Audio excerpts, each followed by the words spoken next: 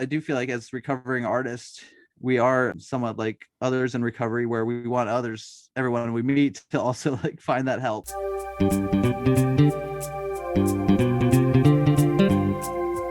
Hello and welcome to the Innovative Mindset Podcast. I'm your host, Isolde Trachtenberg. On the show, I interview peak performing innovators in the creative, social impact, and earth conservation spaces who are working to change the world. This episode is brought to you by Brain FM, which combines the best of music and neuroscience to help you relax, focus, meditate, and even sleep. And if you're liking the show, I would love it if you'd buy me a coffee at buymeacoffee.com/IsoldeT. See the show notes for details. And now, let's get on with the show.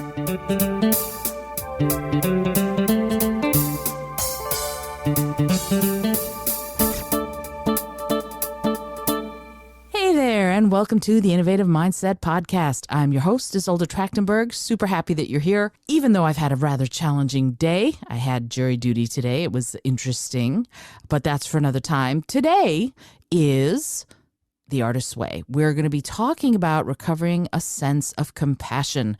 And this is week 9 of the class, and I'm being joined by the amazing Alan Fessenden, Megan Vasilis, and Sergio Giovanni. We're talking about our experience as we go through Julia Cameron's The Artist's Way. Some of it has been contentious, some of it has been illuminating, and some of it is downright mysterious. So I am super excited that to handle the mystery of this week, Alan has graciously agreed to host. So without further ado, I don't even know if that's the way you say it, but anyway, Alan Fessenden. Hi, y'all. Oh, hello. Welcome. Thank you for having me as your guest host. Hi, Megan. Hi, Sergio. Hi, Isolde. Hi there. And hello, listener. Yeah. What's going on? I'm nervous. I'm a little nervous, honestly. And then I was, right before we started, I was super excited and pumped. And then as the lead into this happened, I go, oh, I have to do it. That's right. It's me.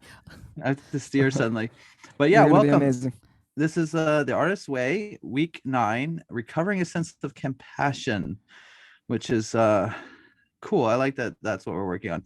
And I want to say that we're starting the last third of the 12-week course. Wow. So that's good. Congratulations on being 2/3 of the way through.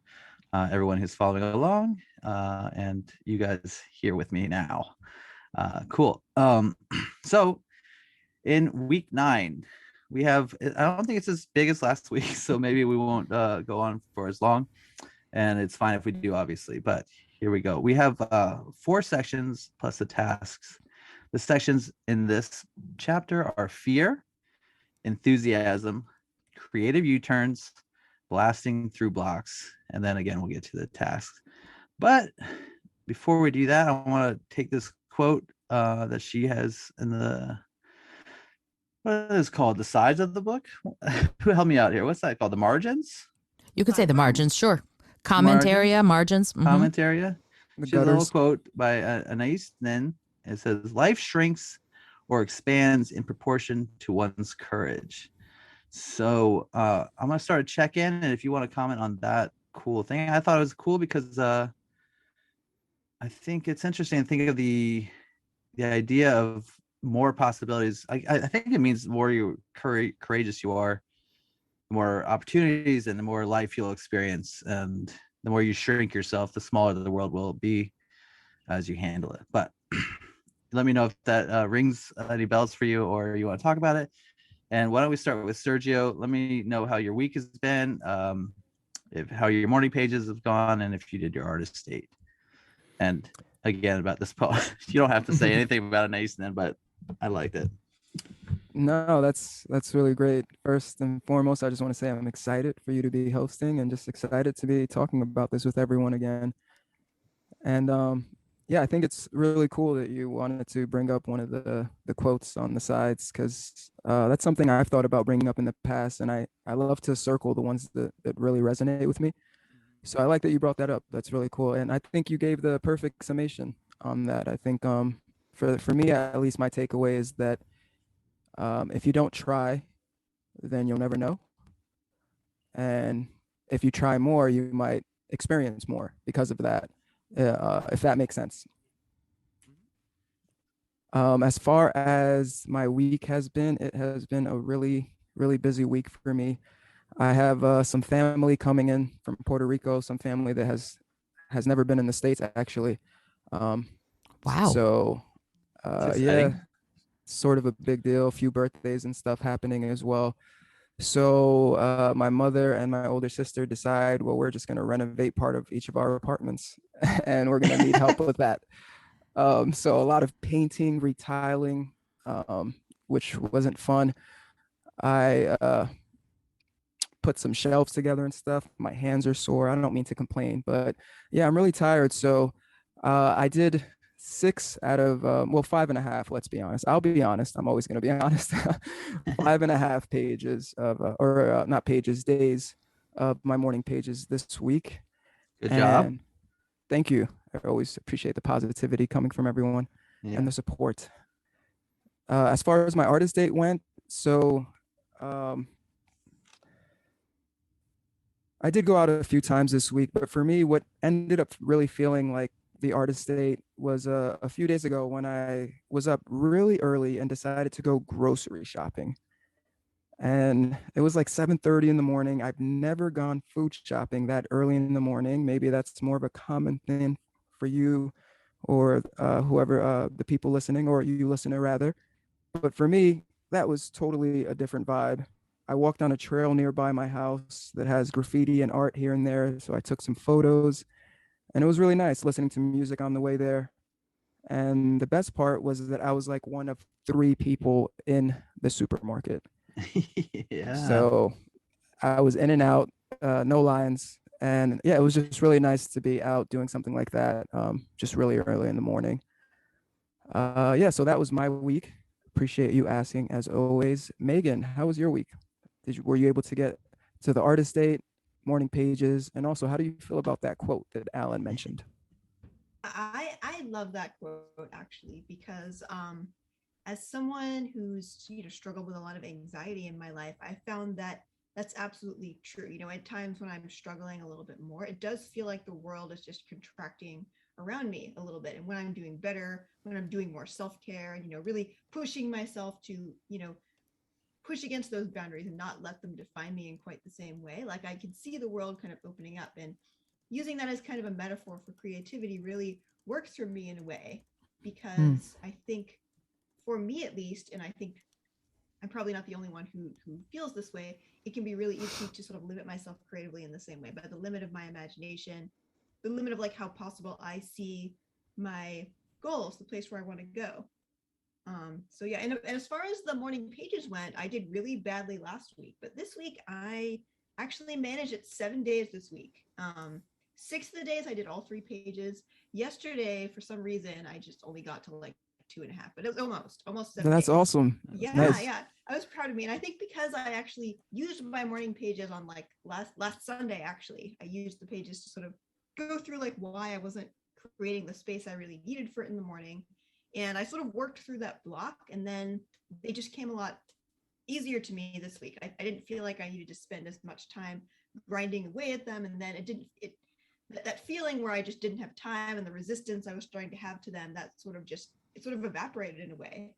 And artist date was really fun this week. I went ice skating, which I I love Hey. ice skating, but I Nice. have not been since before the pandemic, because this is completely unrelated to the pandemic. But the last time I went ice skating, it was like I went there one day after work and it was really late, but I'd already bought my ticket. So even though I was tired, I felt like I just had to make myself go. And it was just a sort of joyless experience. And just as I was about to get off the ice, some guy like smashed into me and I twisted my knee. And so Oh, then all of Oh no. 2020, I was like struggling with this knee injury because I was ice skating when I was tired and not like totally aware of my surroundings. So anyway, that's a long way of saying that. So it's kind of like a redemptive experience almost to get back yeah. on the ice.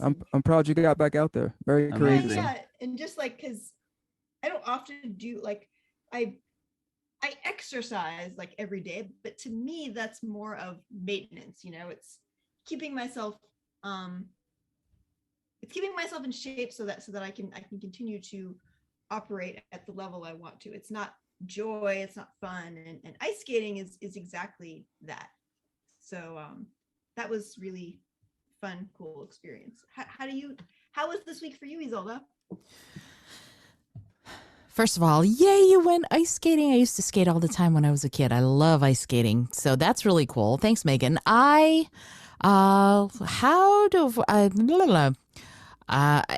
I said to you all before we started this, I'm exhausted because I had jury duty today.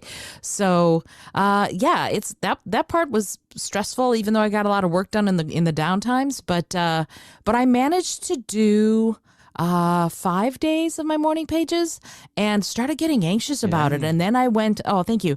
And then I went, oh, wait, this is voluntary. Dang it. So I had to sort of remind myself that yes, the only person I'm letting down if I don't do my morning pages 7 days a whole week is me. And I understand that and I accept it. And so that's what happened is I kind of went, you know what? You're doing the very best you can. You've got a lot of early morning deadlines, and sometimes yoga is more important than morning pages. And so I had to sort of remind myself about that yes, there are times when I just, for whatever reason, am not going to get them done. And it's not that I can't, it's that I'm not going to do them. So there's a sort of a shift for me as far as conscious choices go. And making the choice consciously is super important to me. And it reminds me, I think I don't know if I don't remember if I talked about this, Way of the Peaceful Warrior by Dan Millman. I've talked about the book before, but there's a wonderful moment in it when in the book, Socrates, who is sort of the wise teacher who actually is a night gas station attendant, is teaching Dan, and Dan has to go through basically, if you want to become this peaceful warrior, you have to, no sex, no drugs, no drinking, you're going to eat totally vegan raw food, blah, blah, blah. So you're going to be totally detoxing everything. And Dan does it, and he's just like, I feel great. I feel terrific. And so Socrates says, meet me at this restaurant. And Dan walks in feeling really great. And then he sees Socrates sitting at the bar of this restaurant, smoking a cigar and drinking scotch. And Dan loses it. He's like, wait a minute. All this time you've been having me no drugs, no drink, no alcohol, no sex, no this, no that. And you're sitting here smoking a cigar and drinking scotch. What the hell? And Socrates says, well, here's the deal. I know and am willing to accept the consequences of everything that this scotch is doing to me as I drink it and everything that this cigar is doing to me as I'm smoking it. So that is the point. He's like, when you get to the point where you know what the consequences will be and you can wholeheartedly accept those consequences, you will be able to do whatever you want, because that is the point, is being a conscious person, consciously alive. And so that was my lesson with the morning pages this week. I kind of went, consciously alive. Let me make the conscious choices. And that's what I did. So as far as the artist state, I had a really lovely time yesterday. I took the subway into Manhattan and then did the thing that I've been doing recently. I went to Madison Square Park, sat where in one direction I could see the Empire State Building and in the other direction I could see the Flatiron, and sat and watched people and watched the clouds form over the sky. And they were gorgeous, these beautiful melon-colored pink, gorgeous clouds and tiny crescent moon, and just watched. And I watched all the tourists who are, I'm in a lot of pictures today. I think that was probably the thing, like just sitting there in the middle of things at a table. I'm probably in a lot of pictures because a lot of people were posing around me. So I'm going to be like, photobombing a bunch of photos, not intentionally, but there it is. That's what happened. But I just love being able to do that. And my creative expression that came out of it was this silly little thing. As the Empire State, as dusk happened, as the Empire State Building lit up and they were putting the lights on, I video recorded that happening and then sang a bastardized version of New York, New York, just into the phone. Totally the wrong lyrics, the wrong verses, but I didn't care. I'm like, I get to live in New York, so I don't care if I sing all the wrong verses in the wrong order. But I sang part of New York, New York as I video recorded the lights of the Empire State Building, and it felt delicious. That's the best way I could describe it. And I'm super happy about that, even if other things are a little more challenging. Alan, how about you? How was your week and how? Oh, wait, I do want to say about the Anais Nin quote. I love that quote almost as much as I love her quote. And then the day came when the pain it took to remain tight in a bud became greater than the pain it took to blossom. That's my favorite Anais Nin quote. But I think I love that quote. But I think the quote that Cameron has and that you brought up, Alan, I think the whole point of that quote is the more courage you have, the bigger a life you will lead. So taking chances leads you to opportunities, and saying yes to things, saying yes to potential is going to take you down paths you otherwise might not have ever thought about or dreamed of. And being courageous is part of that saying yes. You won't say yes if you don't show some courage. So taking yourself and saying yes and agreeing to things and coming up with ideas and saying yes to yourself when you have those ideas is all part and parcel of this notion of having courage, because then it allows you to live a juicy life. All righty. Alan, how about you?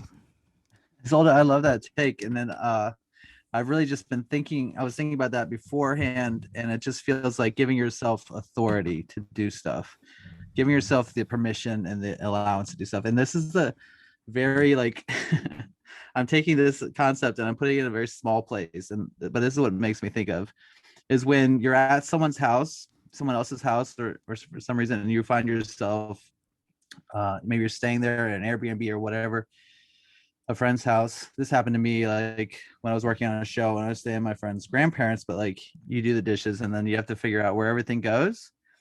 And for me, it's a nightmare because I want to put everything back in the right place. Then I see other people come through and they're just like, bing bong, bing bong, bing bong, bing. And they understand that the most important thing is that they get moved from the dishwasher into somewhere else. So I think if you give yourself that permission to just put the dishes anywhere, then you're free to explore. You're no longer frozen in that spot of doing it right. I don't know. That's a long way to go for a cup of water, but let's drink, shall we? And I will right now. Thank you for that. Awesome. Drink some water, everybody. Stay hydrated. Isolde, that's cool. I hope you were given different looks in the background of those photos, serving up looks, so that when history finds you, like that's a little hilarious. Where's Isolde? Nothing's better than an inadvertent photobomb. That's right. Well, they were inadvertent. So I was actually just sort of sitting there. So there were probably a lot of beatific smiles because when I'm in Manhattan, I generally am just happy. So probably they saw me grinning goofily. And I love that you were just singing along to the Empire State Building. It feels so right sometimes. So just remember, this is a great city with a lot of energy, and absolutely, we have the opportunity to tap into it. That's cool. And Megan, so cool. I love that you reclaimed your ice skating. I feel like the pandemic was almost just giving you a break for your legs so you could heal. Here you go, Megan. Don't worry about that. We'll pause Earth for you. Oh, that is nice. That's a optimistic take. I love it. It's a reach, but for Megan, I'll go there. For Megan, we'll do anything. For Megan, we'll do it.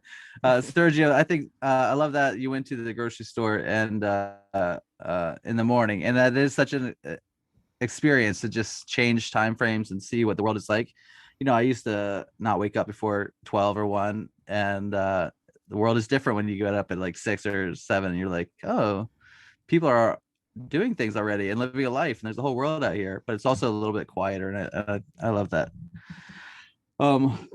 Regarding my world, I think I did my morning pages every day, but I did feel like resistance, and I've been thinking about this, which is interesting that we have this moment of creative U-turns in here, but I have been feeling like as the further we go along, I'm like, okay, I'm feeling some stuff happening. I'm feeling some change. What are we really doing here? Is it really worth it? Is anything happening? Or do we need to keep going? And I feel like the morning pages, which I think she mentions, like, do the morning pages feel like blah, blah, blah? And I'm like, yeah, they do. They feel a little bit like a struggle right now. And so I totally relate to that. And I loved your Isolde, your conscious adaptation of that. And I love that you're sort of like, that story feels to me like learn the rules and then you can break them because you know the rules. Absolutely. Right? learn structure, learn form, and then do what you need to do. But if you don't know what already exists, you're still sort of exploring it. You may be retreading other people's ground, I feel like, in a way. But also some of that stuff you just have to experience for yourself. So I like that. Regarding the artist date, I didn't do anything specifically artist datey, and I did go to a friend's show, the Honorable Mr. Peabody, and I thought it was a really interesting concept. It is a one-man show, and it tackles some difficult subject matter, and it really made me think a lot. And I went with a couple of friends, so I guess it's not technically an artist date, but it was nice to see live theater. I think it's probably the first time I was back in like a theater in that setting, and so I'm gonna count that as the closest thing I had to an artist date. But why not? But I think, yeah. But I think the other thing that's happened to me is I have been including more real people in my life. I've been seeing more people, and that's so that's been interesting for me and good. Yeah, so that's sort of, to me, a little balance between the artist date and actual dates with people, I guess. So thank you for checking in, everybody. Let's dive right into it, and we'll start with fear, which is like a nice strong place to start, I think. In the section on fear, she says, blocked artists are not lazy, they are blocked. And she talks about the blocked artist being someone who spends their energy on self-hatred, regret, grief, and jealousy, and they don't know how to do baby steps. They end up thinking in large, impossible steps, trying to get to the big step. And it calls to mind my wanting to do the marathon without training for a marathon, the idea that you can just do that. But of course you have to train, you have to do the baby steps. She says, do not call the inability to start laziness, call it fear. And then she says, the view of an artist's life as an adolescent rebellion often lingers, making any act of art entail the risk of separation and the loss of loved ones. So I took this quote out because she talks about a lot of us have had resistance from our parents supporting our art, and she makes a lot of that. And for me, I want to say, like, I've been blessed, and my family has been very supportive of my art. But I thought this feeling of making an act of art entail a risk of separation and the loss of loved ones just sort of jumped out to me as like, that's a big fear, that people will not be there for you. And I think some things take time, they take space, and it can be a tough place to sometimes, if you think like doing the work you want to do or you need to do is going to cost you something like that. And then she talks about artists trying to be great. So right at the beginning, they say the need to be a great artist makes it hard to be an artist. The need to produce the great work of art makes it hard to produce any art at all. She says, give yourself permission to begin small, to go on baby steps. And then she reiterates, do not call procrastination laziness, call it fear. So this is just some of the stuff she says in there. I'm sure I didn't get everything, but I have some questions for you, and here they are. How do you feel about fear versus laziness? And this is the question I'm really interested in. What is the fear of success? And can being nice to yourself help? And then why is a sense of compassion important? If you don't answer all these questions, I totally understand, but those are some things that I'm thinking about. And Izolda, if you're ready, why don't we start with you? Okay. How do you feel about fear versus laziness? What is the fear of success? Can being nice to yourself help? And why is a sense of compassion important? And anything else you want to respond to about this? Okay, wow. Those are great questions. Thanks, Alan. So first of all, as far as what she talks about with parents, it would never have occurred to me to call myself an artist. much less rebel in that way against my parents. So I did the stuff I wanted to do in secret, right? So I practiced my violin for 2 hours, but then I secretly joined the drama club, right? Because I was not allowed to join the drama club, but I did it anyway and just didn't tell, for a long time, didn't tell them that it's what I was doing. And it's a weird thing. It sounds like a weird after school special now that I say it out loud, but that's what happened. So these are the kinds of things, and I'm sure some people do have that kind of experience. I obviously can't be the only one in the world. As far as some of the other questions that you asked, the fear of success, I have so much trouble with this because I think there is this weird sort of mind fuck there. That makes us explicit. There's a weird sort of mind fuck that we get into when we start psyching ourselves out of our own ability, right? And so some of it we can probably lay at the feet of people who could have supported us but didn't. But some of it, of course, is our own insecurity. And sometimes the second you start getting some success, you sabotage yourself. I've seen many, many people do that exact thing.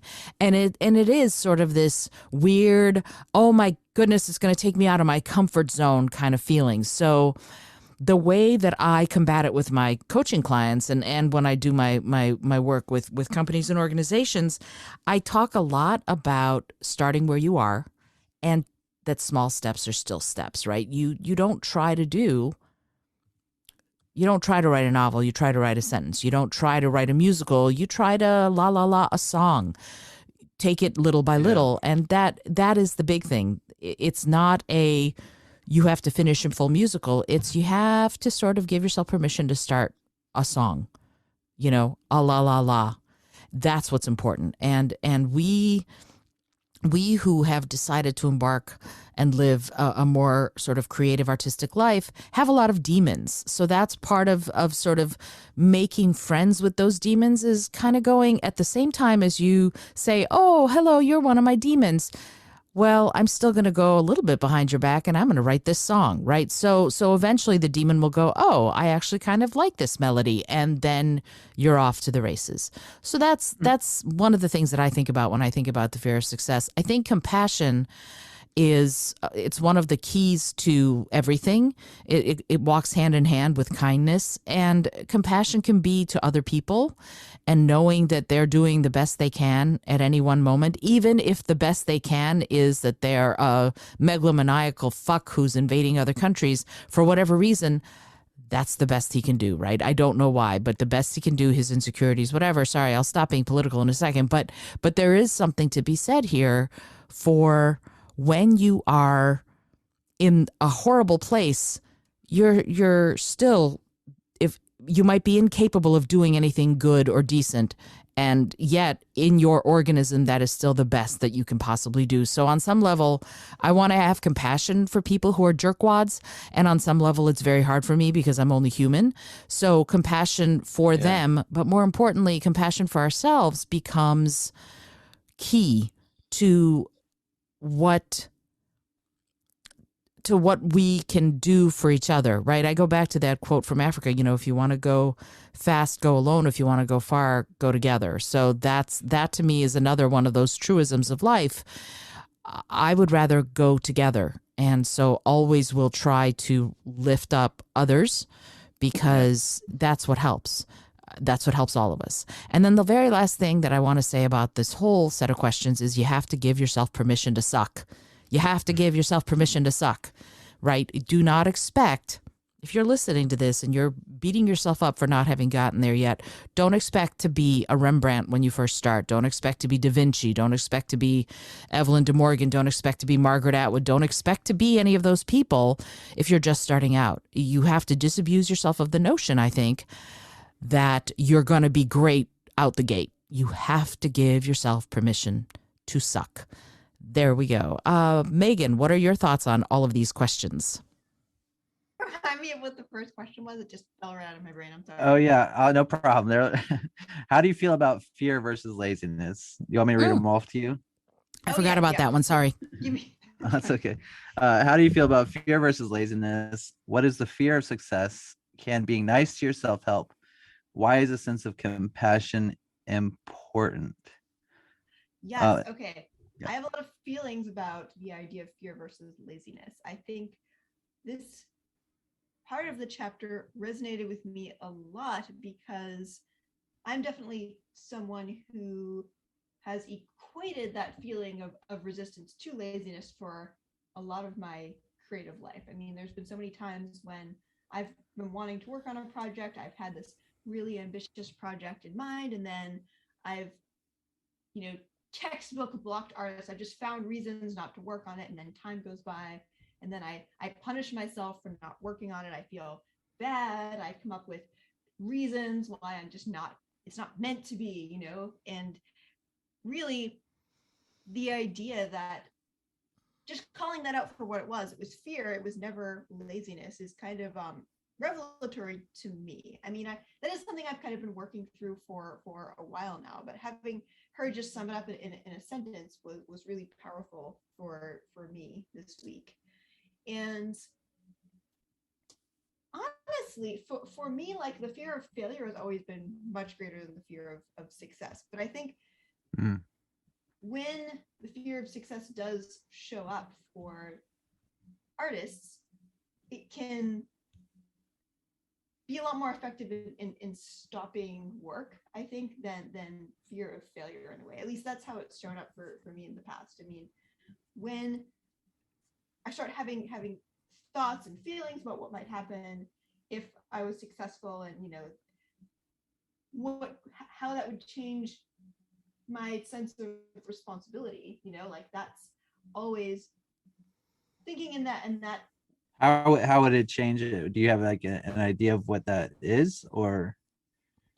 Yeah, I think really it all comes back to Spider-Man. But like with the idea, like, with great power comes great responsibility. Like, Hey. like, say I publish something and it developed this really huge audience, then there would be a lot of pressure on me to immediately produce something even better, or to somehow live up to that. And what if, I'm not exactly sure how I did it? What if I have I think part of it for me is that I'm such an eclectic kind of artist. I find it really hard to just stay in one lane. I like to write a lot of different things. And so that's always been a fear I've had. Like, I would be like, if I was ever really successful with something, then I wouldn't want to immediately replicate that. I would want to pivot and work on something probably really different. So that's been a thought that's really, I wouldn't say it's been like the only thing that stopped me from working, but it has been like a thought that's gotten in my way before, because I've when you already have the idea in your mind that, oh, even if I'm successful, I can't replicate it, that sort of makes it difficult to imagine a career, and when that's something that you want, it's hard to kind of navigate around that if you're stuck in that headspace. And remind me what the last question was. I'm sorry. Oh no. Well, I said, can being nice to yourself help? And then why is a sense of compassion important? Oh yeah. I think it can absolutely help, because self-care, especially the way she frames practices of self-care in this book, are really restorative in a lot of ways. And by she kind of frames it as reparenting, but I mean, in a lot of, she's really echoing a lot, or maybe she was one of the the trendsetters in this space. But a lot of the self-care practices she's talking about are meant to be kind of restorative to both the body and the mind, so that you can function at a higher level. And I think that that's not just important, it's absolutely crucial for me as someone who never learned those skills when I was younger. Only in the past couple of years, really during the pandemic, when I really started thinking about that stuff and then finding ways to have that show up in my life more, have I actually started to produce consistently. And I think those two things are absolutely completely tied to each other. You're saying you have begun to produce consistently, or? Yeah. I think since I started focusing more on self-care, that's one of the main reasons why I started being able to produce work more consistently. And Oh, nice. I think so. Cool. For some reason you made me think of sort of being stuck like as like writing the Harry Potter series, if you wrote Harry Potter, and that's like, that would be a success that you're like stuck doing the same thing, or thought of George W.R. Martin, and has he completed his series yet, or is he still? No, He has not. He is not. not yet. So I wonder if he's feeling like a stuck artist. He's having maybe a creative U-turn. He doesn't want to give it up, because then what would be next? If you're listening, George, finish it. Take care of yourself. Because George R.R. Martin listens to this podcast. Absolutely. You know what he's Don't- busy doing? He's funding art collectives in Santa Fe and working on video games like Elden Ring. Oh, is he? Yeah. This poor man has gotten death threats for not finishing his book. I mean, people need to like step down on their entitlement, okay? Like, he doesn't have to finish it if he doesn't want to. But also, can you please finish that? But didn't they already finished the series for him, so he's good, doesn't he? But there's a prequel series. There's all sorts of stuff going on there. Mhm. There's Yeah. all sorts of stuff. And Maybe he needs to hire collaborators. yeah, we can tell him that we're available. Well, Perfect. and maybe he won't be quite so misogynistic in if he had a women collaborators. But yeah, as someone who I read the first book and then put it down and went never again. So I know in the minority. I'm one of the only people in the world who's like, I know. So I would actually look really forward to collaborating with him if he were to ask. Sorry, keep going. I love it. That show did get harder and harder to watch. Sergio, let's get to you. How do you feel about fear versus laziness? What is the fear of success, and can being nice to yourself help? And then why not have a fourth question? Why is a sense of compassion important? Any and all you want to answer, go for it. Yeah. I want to say that I agree. Those last few seasons of Game of Thrones were awful, and maybe they can redo them once he finishes that up. But no rush, as Megan said. I feel, speaking of Megan, I really agreed with a lot, or related with what she was saying about how Miss Cameron saying that being lazy, or you're not lazy, right? It's more just being fear. You're afraid. You're a blocked artist who's afraid. That was really something for me to read, because I felt that I could be at times lazy, right? Because of the procrastination that I have an issue with. And then when I read this, I was like, whoa, is it just fear, the whole time? And she says that it may be fear of failure or fear of success or abandonment as well.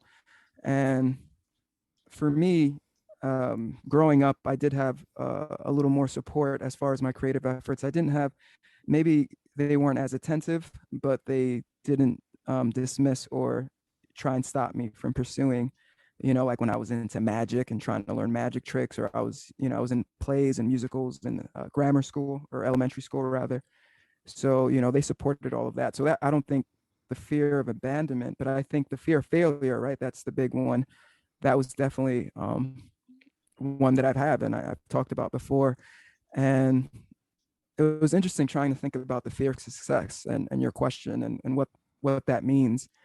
And initially, like Megan, I do think the fear of success kind of leads just back to the fear of failure, right? Like that my next project won't be as good as my, initial project where I got that success from, so ultimately I'm still being afraid of failing. But then I thought about it a little more, and the whole self-sabotage aspect of it. And to be honest, I did have issues self-sabotaging in my youth when I was younger, and relationships and stuff. And I'm glad to say that that's not the case anymore.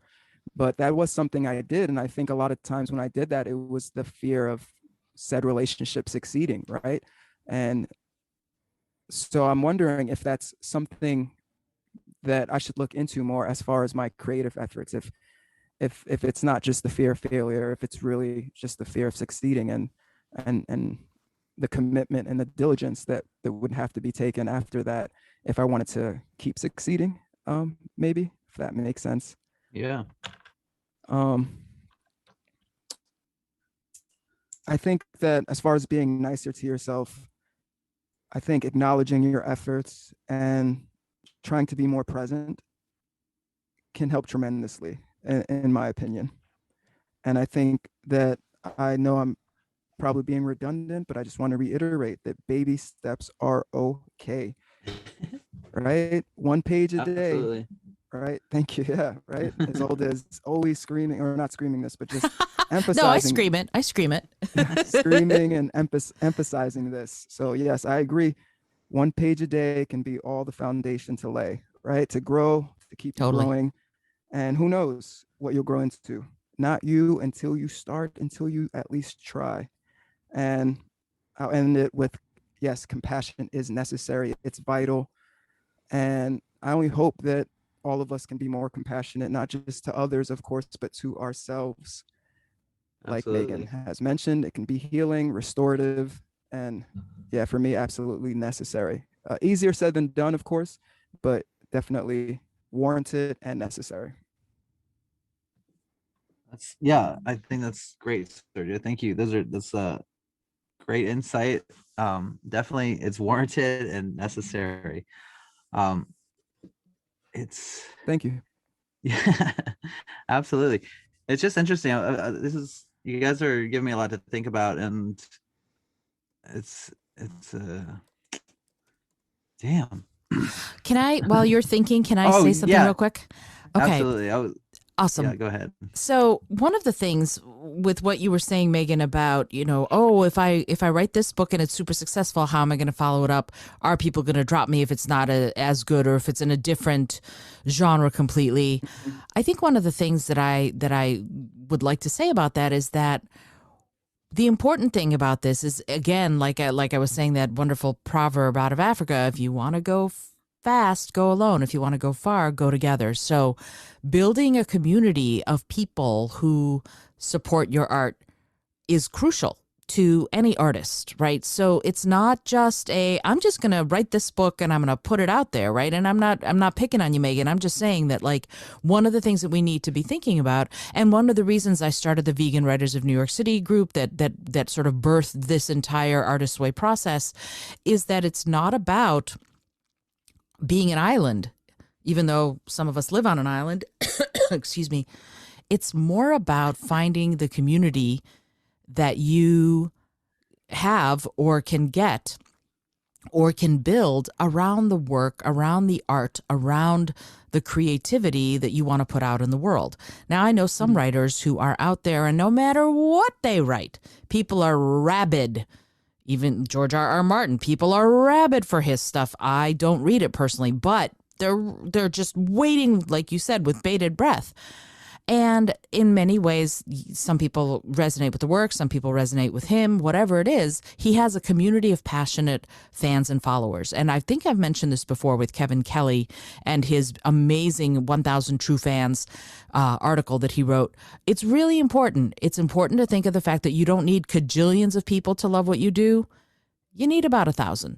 If you have about 1,000, you can have a really good career doing whatever it is you're doing if you have about that 1,000 people. Now, I'm saying that and going, well, it's hard to find 1,000 people who are just going to love your work, but you don't do it. Again, you don't expect to have 1,000 people tomorrow. You build it slowly. You build a stable foundation. You give even more than you get, and you will find and build the community of people who will be your audience, who will be your fans and followers, and who will want to support your art because it's giving them something too. So this is not a day long proposition. It's a years long, maybe decades long proposition. But isn't that what it's all about anyway? Isn't building creative community, in this case, really what it's all about? I would encourage all of us to sort of think about that. What is the process here? What is the possibility here of me finding people who are interested in the work that I'm doing, who will be sparked by it, who will be inspired by it, and then I can also return the favor and be inspired by what they're doing. Why? Because that's how we, rising tide lifts all boats. That's how we elevate ourselves and each other. And that's all I wanted to say about that. Alan, back to you. No, absolutely. I think that's a great point. And I've been grateful for this group that we get to meet, and the people we get to work with outside of this immediate group, and the writers group is really great. And it's made me feel like I do have a community of artists, and Yay. I do have a support group, and it's like actually different than I've experienced in the past, because when I've just been creative and stuff like that, you can't, like, I feel like I've never been able to stop an actor who's a friend and be like, how'd you get an agent? And they're just like, I just whatever, and like they just move on or something. It's like that's not helpful. Or they ask people like, hey, you wrote a book, how'd you do it? And they're just like, I wrote it. Like, what, that's not a question. So like it's like they just can't start from there, right? So like having a place where you're working on stuff and you meet people who are also working on stuff and figuring it out, it's huge to the development process. Absolutely. And it's been great. So I'm grateful for this opportunity to be here with you guys. Yay. Likewise. And like regarding the fear of success and that feeling, like, yeah, I think it is like about building a community and going small, and that's what we have to figure out. It's like you're not going to build at that alarming rate necessarily. The people who blow up overnight did not blow up overnight. They built and they built and they built and then caught fire, right? Like built, they're like laying down their gasoline trail, and then someone saw it and lit it, and now everyone knows about them, right? Like it feels like sudden to, like, if you're not paying attention to that person's life. But the people I see working and who are building stuff, I have a friend, Katie, who's an artist and an actor and a singer, and she just is constantly producing and doing stuff. And like this week has been huge for her. Things are starting to happen. I'm really proud of her. And I'm like, she's doing art shows, she's in films, and but she works at it. And when the greater world hears about her, they won't know that she's been grinding it out in this situation, right? For sure. But you have to do those baby steps to get there. Now, exactly. Yeah. I'm sorry, I'm going to interrupt, but what seems like an overnight success to the people outside is decades of work to the people inside. Yeah. So I guess that's good to think about when thinking about the fear of success. If you're like afraid, like oh, there's a little bit of time to get there, right? And for sure. So for me, I wanted to ask this question because I've heard it a lot, and people talk about it a lot, and it's hard to sort of grapple with, like, why would I be afraid of success? What is that? And so I did have to think about it. I think I came to sort of Megan's understanding. It's like this fear of like more responsibility, and it takes me back to this time when a friend asked me, my friend Emily, she was doing integrative nutrition, and she wanted me to do it, and I sort of knew like it would be healthy for me and good for me to like sort of have that focus, but it terrified me that then I would be responsible for this better human being, to sort of live this better life that I would create for myself, that I would have to eschew the sugar and the white empty carbs. And I guess it's like that lesson, you gotta learn the rules before you can break them. Because I definitely broke them, but I did learn a lot from that experience, and I did feel like in a lot of ways capable, and learned a lot about myself going through it. But it terrified me to sign up for it, and she pressured me like a good salesperson, I guess, and I did it. And because it was like a financial commitment, and I wasn't making money at the time, but it was also more for me, this emotional and commitment to being a better me, right? And that can be a lot, because like I think she talks about sort of like living in this sort of sense of, and we'll get to that, but living in the sense of people feeling sorry for you or something like that, living in like this space. And I think that made sense to me in a way. And then regarding fear versus laziness, again, this was super, I liked reading about it. It was just like this idea that the block is not laziness. I've been battling with this idea of myself being lazy for years, and I definitely have a resistance to doing things a lot, and that's been a battle. And oftentimes when I do things, it's great. And when I do Sergio, you did a lot of physical labor, building shelves and stuff, and that's often what I do for my day job. I'm installing art or hanging shelves. I build furniture and stuff like that to make money right now. And it's exhausting. And for a little while I did like general handyman, and they would just ask me to do something. It's terrifying because every time I'd be like, well, I don't know how to do that. And sometimes I could look it up and figure it out. And other times I was just like, this is too much. But that feeling that I could do that I could look things up and learn things, that's been something I've had to sort of like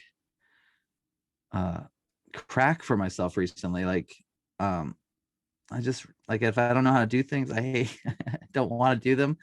And I'm trying to give myself the permission to be curious and do that stuff.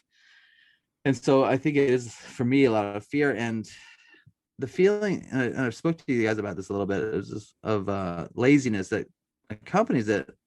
You know, I got a lot of support from a friend when I was feeling low and I was feeling lazy, and they reminded me that I'm not just lazy. I'm not a person who doesn't work and I don't do things, but that I do work and I'm ready to work, but I feel lazy because I'm afraid to do some of these other things that I've been wanting to do, and doing them now makes me feel better, and not feeling lazy has helped me stop judging myself as much, and that's been a huge for me to sort of release that and to give myself that compassion. And I think that's part of what we're talking about here. And so I definitely think again, being nice to yourself can help. And like, I love the self-care stuff you're talking about, Megan. That's super important. I I did work hard last week, and I let myself buy some new sweatpants and hoodie, and it feels nice. I was like, oh, I forgot what it feels like to wear new clothes. I mean, I was like, it feels a little self-conscious, but also it feels good. Nice. It's really silly, but and that's you know, that sense of compassion, giving yourself that breath and understanding, and you know, also for others, I think, like remembering that they're in their own spot. And I think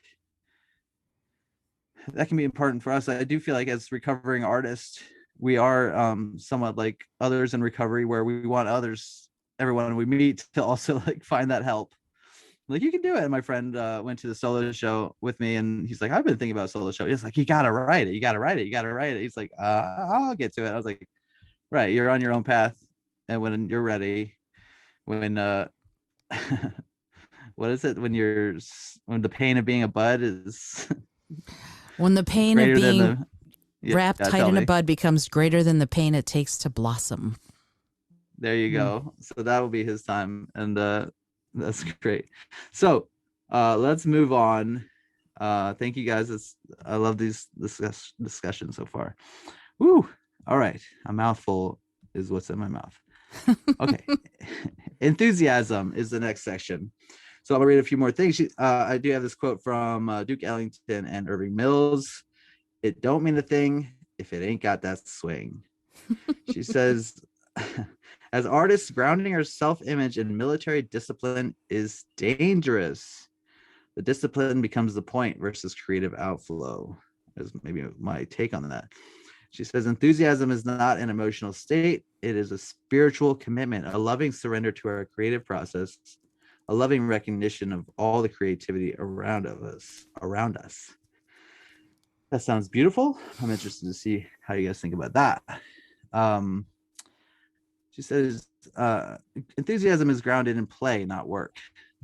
And then I my take on this discipline was like, discipline for the artist is making appointments to play, because she talks about doing the work isn't necessarily discipline, it's showing up to play. And she made this point about 60 sharpened pencils, to which I said, that does sound fun. And that's my feeling about that. She said, art is a process, and the process is supposed to be fun. So for this section, I have these questions. One, how important is enthusiasm for your work? Is it more important than discipline? And two, are there things about creating that are fun, but get lost in the responsibility to create? Megan, are you ready to start us off on this discussion? Yeah, can you run through those one more time? I'm taking notes this time. The questions? Yeah. Yeah. How important is enthusiasm for your work? Is it more important than discipline? And are there things about creating that are fun, but get lost in the responsibility to create? Yes. Okay. So I think that she really kind of frames it as this binary choice, and I don't necessarily agree with that because I think I did think of my creativity that way for a long time. I kind of dialed it all the way to enthusiasm, and I dialed it all the way to just discipline. And in both states, I was not creating in my own natural voice. You know, I was kind of stuck in, you know, either not enough focus when I was kind of writing only the things I most wanted to write at that second, and like not really giving myself any boundaries or any limits to focus me. And I was also a little bit stifled when I sort of just saw it as a grind, and I didn't let in any of that joy that I think people experience kind of really naturally when they're children. When I focused too much on the discipline, I lost that a little bit, and all of my work suffered. So to me, there really needs to be some kind of balance, and I think it's up to every artist to figure out where that appropriate balance is for them. And that's really been one of the biggest revelations I think I've had throughout this process of going through the artist's way, because one of the takeaways I've had from her discussion of, you know, the flow and even the universe, how I interpret that is listening to that voice that I perceive as being kind of inside me, and like letting in more of that natural creative energy and that enthusiasm into the work I'm doing. And when I allow that to happen, I'm finding that the work I'm doing is not just consistent because I'm using discipline to make myself, you know, actually put my butt in the chair every day and work on it, but also I have that sense of fun and play. And when I'm allowing that in, then my work is better. I'm writing more in my natural voice. I still have to obviously do a lot of work after I, you know, just poured stuff out onto the page, but it doesn't feel as stifled as it did before. And to me that's huge. And No, yeah, definitely, I'm that's sorry. huge. Remind me of what the second question was. I'm sorry. Are there things about creating that are fun but get lost in the responsibility to create? And maybe you've talked about that a little bit already, but if you want to expand on it, of course. Yeah, definitely. I think so. When I get kind of stuck on the responsibility to create, like too much into the when I attribute too much of my success to that discipline, definitely. When I lose that joy, I feel like I'm definitely churning out words every day because I am naturally a pretty disciplined person, but I often have to do so much work to make it consumable, to make it interesting, that I end up just kind of spiraling in the project, and it's never really finished because I know that it's missing that fundamental piece that I really want to be in the things that I really want to realize in the things I'm creating. You know, it's sort of like I'm losing the purpose of the creation in the process of making it. So yeah, absolutely. What exactly is getting lost? Did you say? I'm sorry. Like Well, that's yeah. that sense of enthusiasm and joy. Yeah, when I'm focusing too much on just the grind, I guess. Yeah. Oh yeah. Okay. Sergio, do you want to expound on that? Sure. I want to say that I feel that enthusiasm is very important. Sometimes I feel like I can't even create unless I'm feeling enthusiastic about said project or art piece, if you will. But is enthusiasm more important than discipline? I think it's hard to say that it isn't, but I don't think it is. For me, the question becomes, why can't the two coincide? I feel like you can, in fact, sometimes I'm enthusiastic about being more disciplined when I'm learning about something. That can be enthusiastic about, like, you know, becoming better at something. And I'm the kind of person who likes to write lists and goals and kind of plan out certain things in a certain way. And that can be deemed showing discipline, maybe. I'm not sure, but I'm also enthusiastic about that stuff. But I do agree with Megan that you do need to find a balance for yourself. I think that's very important. Um, so yeah, that things don't get lost or become a drag if you're too worried about product over process and things like that. So you definitely need to find a balance. I agree there. Yeah. I think yeah, it's definitely about balance, and I think there's finding something in there. She definitely comes for the idea of discipline, and I think there's like this idea about it being militaristic in a way, like Mm-hmm. it's time to write. Good morning. Like do the morning pages. Like that's the discipline that we've sort of been working on, right? Mm. So she's saying we don't need discipline, but that's like we build it into our routine, right? And something like that. And so, and it hasn't been fun for everybody. So now I'm thinking about it. I mean, I've always been thinking about it, but Thank you for the confirmation. no, it's interesting to think about. And then, yeah, I'm gonna toss it over to Isolde and see what you. I know you have some thoughts on this, and I want to see what you're saying. Oh, yes. Do you want me to repeat the questions? No, I've got this. Thank you very much. She had thoughts. So here's the thing. For me, and I agree with you, Sergio, completely, enthusiasm and discipline are not mutually exclusive. They are not.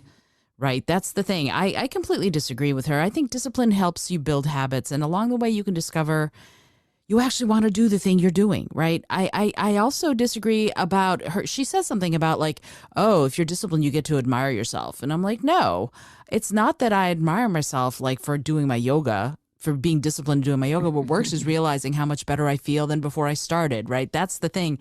So much about this for me is your mental state and attitude, right? It's the difference between the two are changing have to do to get to do. That's one of the things that I work on myself and I work on with my clients is changing that mental state of, ugh, I have to do this, to, oh, yay, I get to do this. Even if I'm putting my butt in my seat and I'm writing or I'm practicing my guitar and prepping for gigs, I am such a lucky so-and-so that I get to sing for a living. Hello, right? So that's something that we need to sort of, I think, disabuse ourselves of, that being disciplined is somehow bad for creatives. I don't think it is. I think you can find the joy in the most drudgery filled things. There are people out there who are able to survive on so much less than what we have and are able to be happy with where they are in their lives, that I kind of feel ashamed anytime I'm like, oh, my life is hard. No, my life is not hard, right? My life is not hard. And that is something that relativity is something that I hold to me. I get to be on this podcast with these three amazing people talking about these very deep and yet lofty concepts and ideals. I get to have a podcast. I get to sing for a living. I get to write books. I am so lucky. I'm so enthusiastic to do the things that I get to do, that disciplining myself to do them is not a hardship. It is an appointment I make with my own creativity. It's an appointment I make with myself.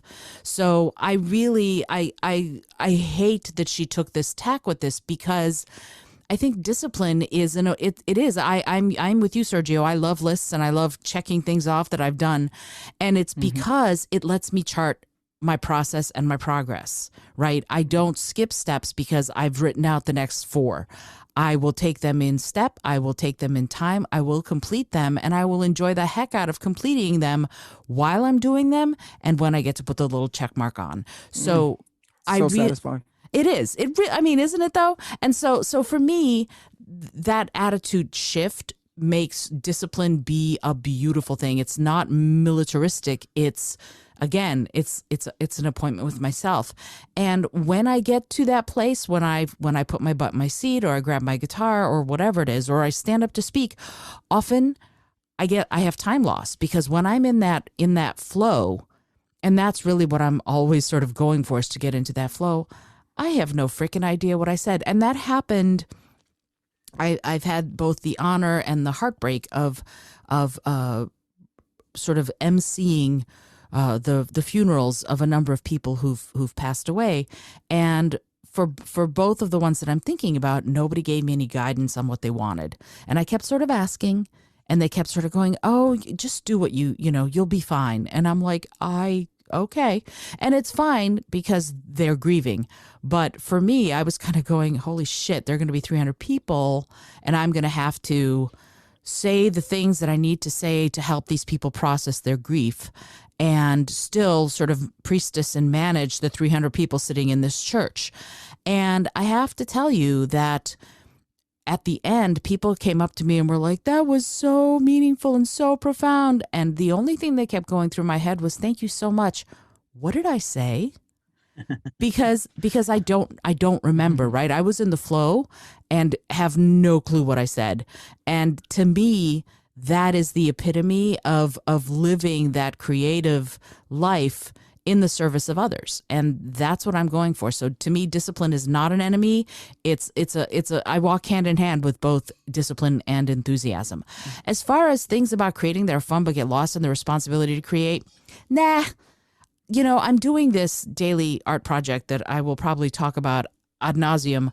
And I promised myself that I will do a painting a day or an art piece a day for a year to see where it goes, to see what I do. I might write a book about it afterwards. I'm certainly writing a speech about it already. I've already written the basics of it in my morning pages. Haha, calling it back. But the thing is, knowing that this is something that I've promised myself, I love going into the app and creating. I'm like, I've done today's. This is awesome. I feel really good about that on to make my coffee. So this is something, again, if you set this up for yourself in a way that is a joy rather than a drudgery, you're going to be much happier. Discipline becomes something that is your friend when you don't resist against it, when you instead walk with it. And I did that when I did my story a day for a year thing, when I did a story a day for a prompt word that I wrote in a single minute. I was thrilled to pieces that I had that opportunity to do that, because every day I was able to write these fun little 1 minute long stories. And here's the thing, to sort of call back a minute to what I was just saying a minute ago about building community. I had a bunch of people who started listening, reading, commenting. And people acted in the movies I ended up writing out of the screenplays that I wrote out of the stories. And I had a real community of people who sort of circled around this project.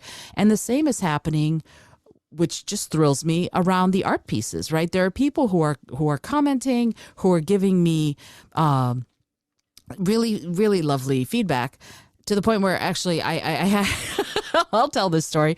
So yesterday or the day before, there was an artist who messaged me to tell me that he just could not hold back any longer, that he needed to tell me all the things that are wrong with my art pieces, that I have terrible technique. And I went, oh, thank you so much. Perhaps you should stop following me, because working on my technique is not what this project is for, right? So again, what I say to every group that I've ever facilitated is, you have to know the kind of feedback you want. I have never asked for feedback on this, except for titles, like, what do you think of this title? But I think that knowing yourself well enough to know what kind of feedback will be useful to you will help you stay very solid and very stable and very centered when someone tries to knock you off out of your chair with, your technique is terrible. Well, it's actually none of his business if my technique is terrible, because I did not appoint him the chief critic of my art project. I am the chief critic of my art project, and I choose not to critique myself. I choose to just create. I choose to make it play. I choose to make it fun. And I choose to make it fun and play every single morning. And that's where the discipline comes in.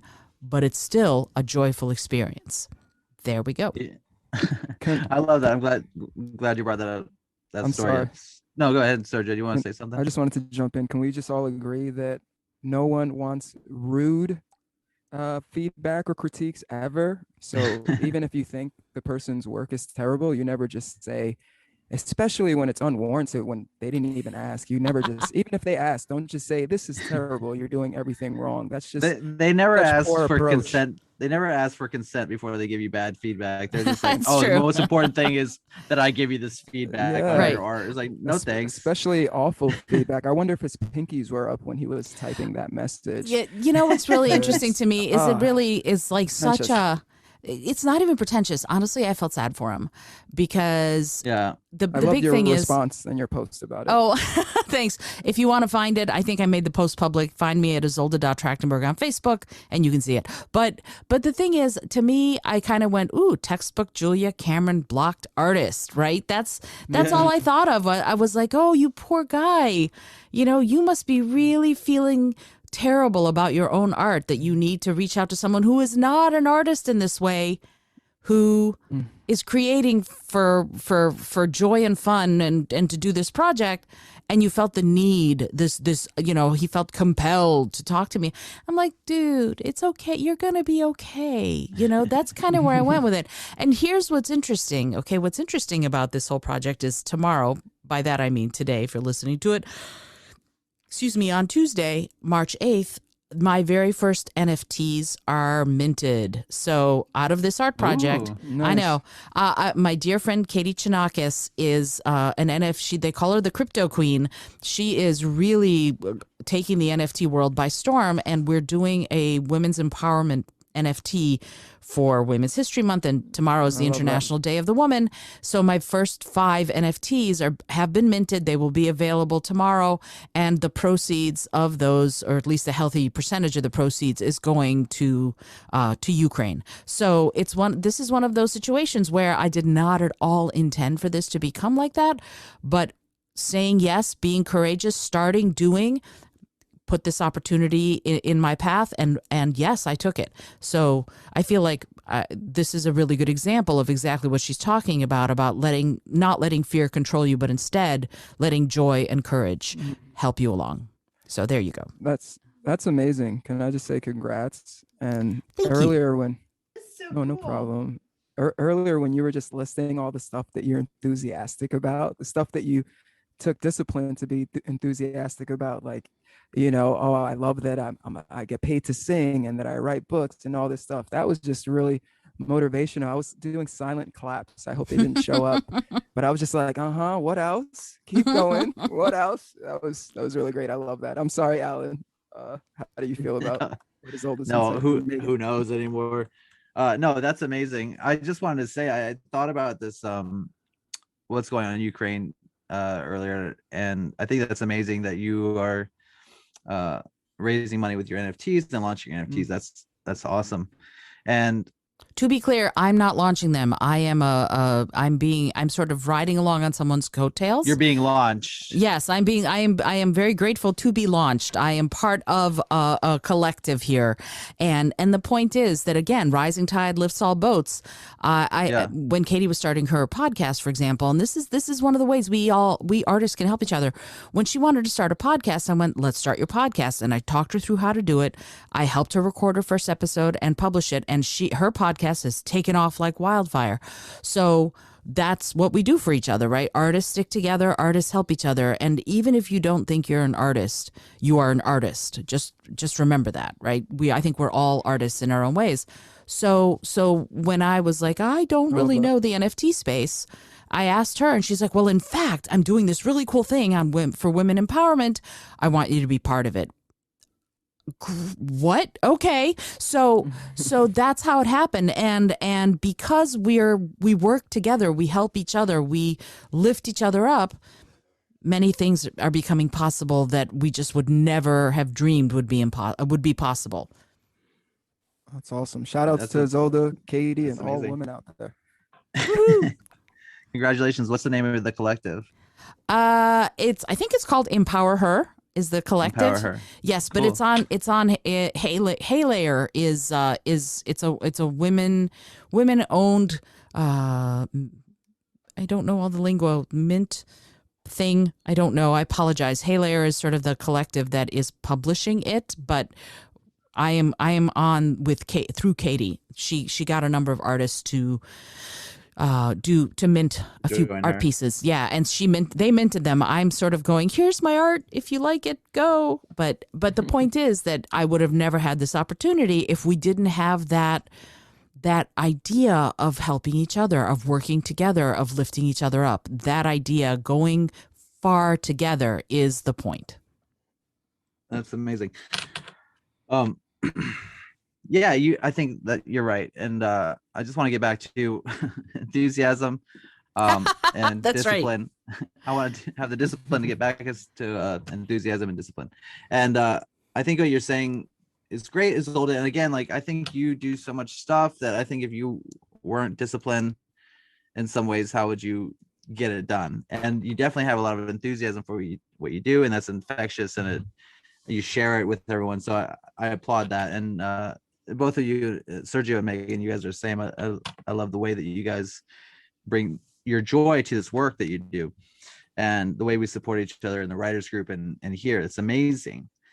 And this is interesting to me because I what I said, and I'll repeat this, but I sort of took from it was like discipline for the artist is making appointments to play. And I thought her point about that is like the artist needs time to play and making it fun. And this is why I sort of hide in the 60s sharpened pencils, because I was like, that is exciting to me. But thinking about sitting and drawing something or like getting ready to write or something like that, that's aggravating. But if you think about what's fun about it, what's good for you, and when I'm writing something that I enjoy or I'm excited about, it's way easier for me. And if I'm writing, sometimes you get into one of those like rant phases and the words are coming quickly. Like, I mean, like, this is like an internet rant. You gotta say something.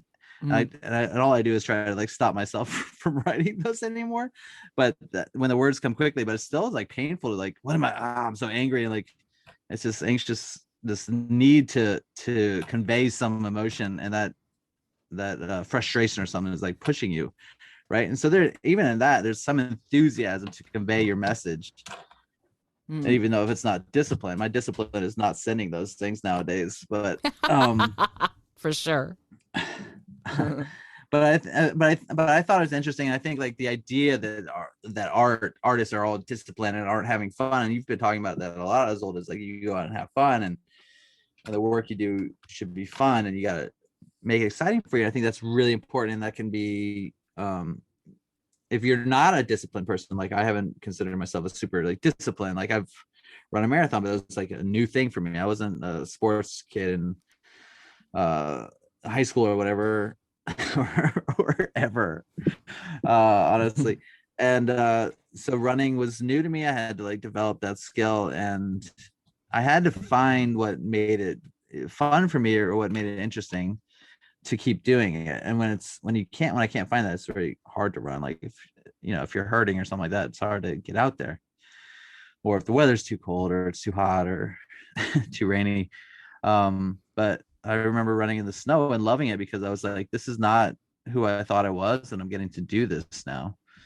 So there is something to me where like putting that enthusiasm first, finding out what's fun for you. And this is like the same as starting a project, because like a lot of times you'll start a project. When I start a project, I have this idea, and then I have this like, well, I need to lead up to that idea so that idea makes sense. I was like, well, wait, when I start writing the idea first, it's easier to build out from it rather than like trying to lead it up. Because like by the time I get to where I'm ready to go, I was like, what was that idea again? I have all this setup and no idea. So I think to me, finding what's fun for you is going to help you get there. And if you're struggling with the idea of like, I have to be writing 10,000 words a day, or I have to be sitting in front of the canvas every day, and that's not what's fun for you, then you got to figure out how to make it fun again. And I think sometimes taking breaks, stepping away from it is going to help you do that. And I think remembering why you want to do it, or just like sharpen the pencils and take that step. But something someone said made me think of this quote from my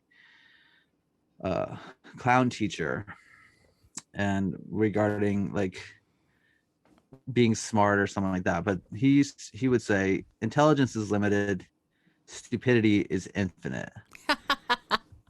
And I think when you let yourself jump into like the stupidity of what you're doing, or having the dumb fun that you want to have, that's so much better than like trying to be smart, at least in my opinion. So we're going to move on and get to creative U-turns. And here's what Julia Cameron has to say about that and similar my takes on it. At some point, we must make an active choice to relinquish the joys and privileges accorded the emotional invalid. Aha. What does she mean by that? She says we can become addicted to sympathy and be threatened as we become increasingly functional. So talking about this idea that the more we start working on stuff and becoming active, we can miss that sort of feeling of poor me, I'm not doing anything, or whatever that feeling is. So that's interesting. She says we may get so threatened that we make a creative U-turn and sabotage ourselves. And I think we've already mentioned that happens. And she says all careers have creative U-turns, but they can be all careers have creative U-turns, and they can have they can bring on a double shame. So like you can have a shame for your fear that you have that starts that creative U-turn, and then a shame on the second for our reaction, a second shame for our reaction. And there she mentions Blake Edwards taking off 7 years after a project he was working on got made without him, and he didn't like the result, and he took a 7-year hiatus before he started creating again. And he came back and realized that time wasn't going to heal him, that he needed to create again to do that.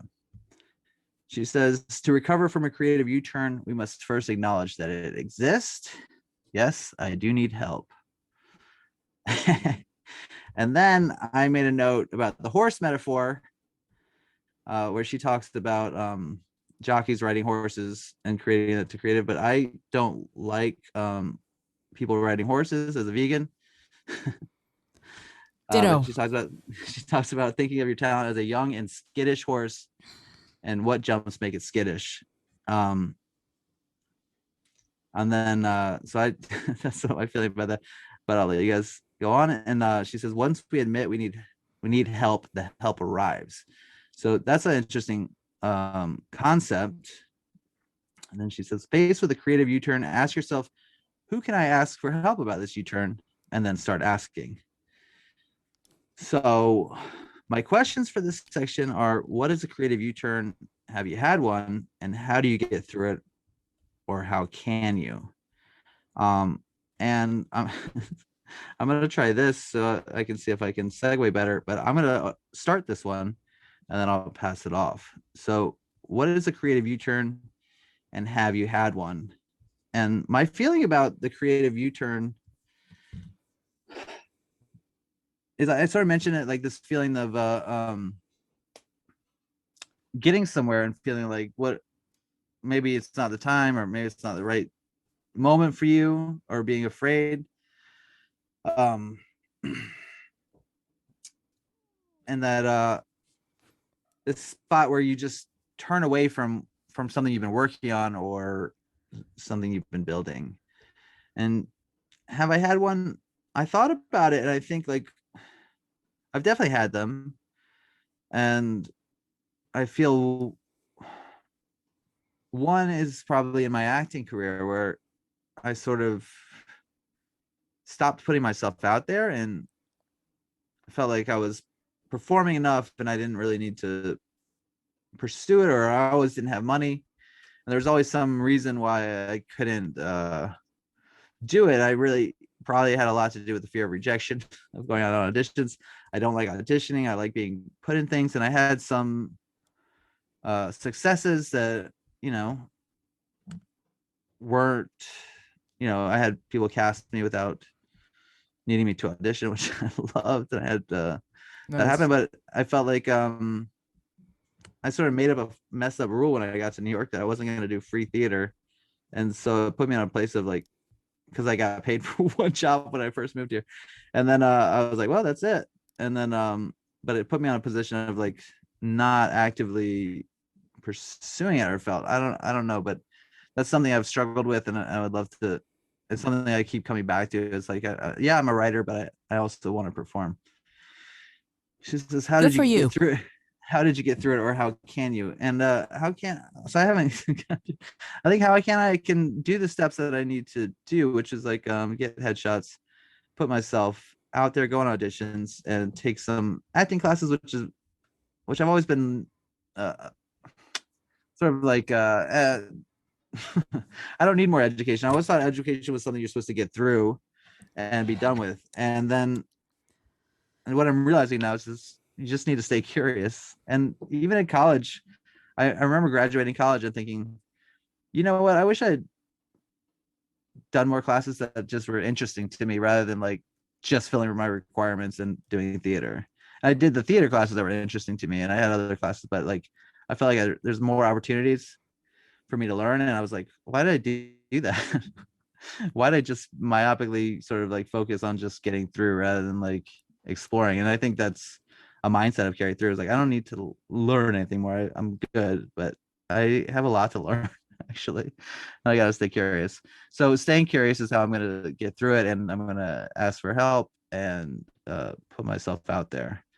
And I'll open it up if anyone is ready to jump on it. The questions are, what is a creative U-turn? Have you had one? And how did you get through it, or how can you? And of course, if you want to talk about anything else in the creative U-turn section. I'll go. Perfect. Thank you, Isolde. Sure. So, yes, of course, I've had creative U-turns. I don't think there's any creative person on the planet who hasn't. To me, a creative U-turn is something that you allow to bow you down when there is some sort of a setback, whether or not it's self-sabotage or whether or not something happens where something you really wanted, you didn't get for whatever reason. And instead of going, well, you know, the door closed, so I'm going to climb through the window, you went, oh, well, then I didn't want to be in that house anyway, and you walk away from it. Mm-hmm. So, yeah, I've done that sort of with my directing career. That I graduated with an English drama degree, was all set to like, I'd love to act, but really, you know, I love to direct. So yeah, I know. I mean, that's I love that voice. Thank you very much. So, but anyway, so the thing about it is that the way I got around it is I started my own thing, right? So no one was going to book me to direct off Broadway or off Broadway shows or whatever. I started doing other things. I started doing other shows that I could direct, and I started my own groups, right? So the same kind of thing goes. You start your own. The same happened with the Philosopher's Tones, which is, you know, if I say so myself, one of the premier holiday caroling groups in the nation. And yet yay, thank you. So how that was born was I auditioned for another group that I didn't get into. And the reason I didn't get into it is because I was gigging a lot as a solo musician, and they needed a bunch of committed dates that I couldn't commit to because I was like, no, I'm going to be on the road then. I can't commit to that. And they're like, well, then never mind. We don't want you. And I went, great. And so I went, okay, what do I need to do? And I went, I am going to see about doing my own thing. And I love singing a cappella music. I went, great, let's see. I called some of my agents and went, hey, do you all ever need a cappella music? And one of them went, in fact, do you do holiday carols? Do you do Christmas carols? And I went, yes, I do, which was untrue. But, you know, I was able to learn it real quickly. And then I went through and I figured out all the arrangements. I chose the repertoire. I auditioned singers. I asked people to be in it. I did all sorts of stuff. And then that December, we did our gigs, and that was in 2003, and the group is still going strong. So that's what I did. I went, well, okay, the door closed, I'm going to open a window. And the same happened with this with the Vegan Writers of New York City.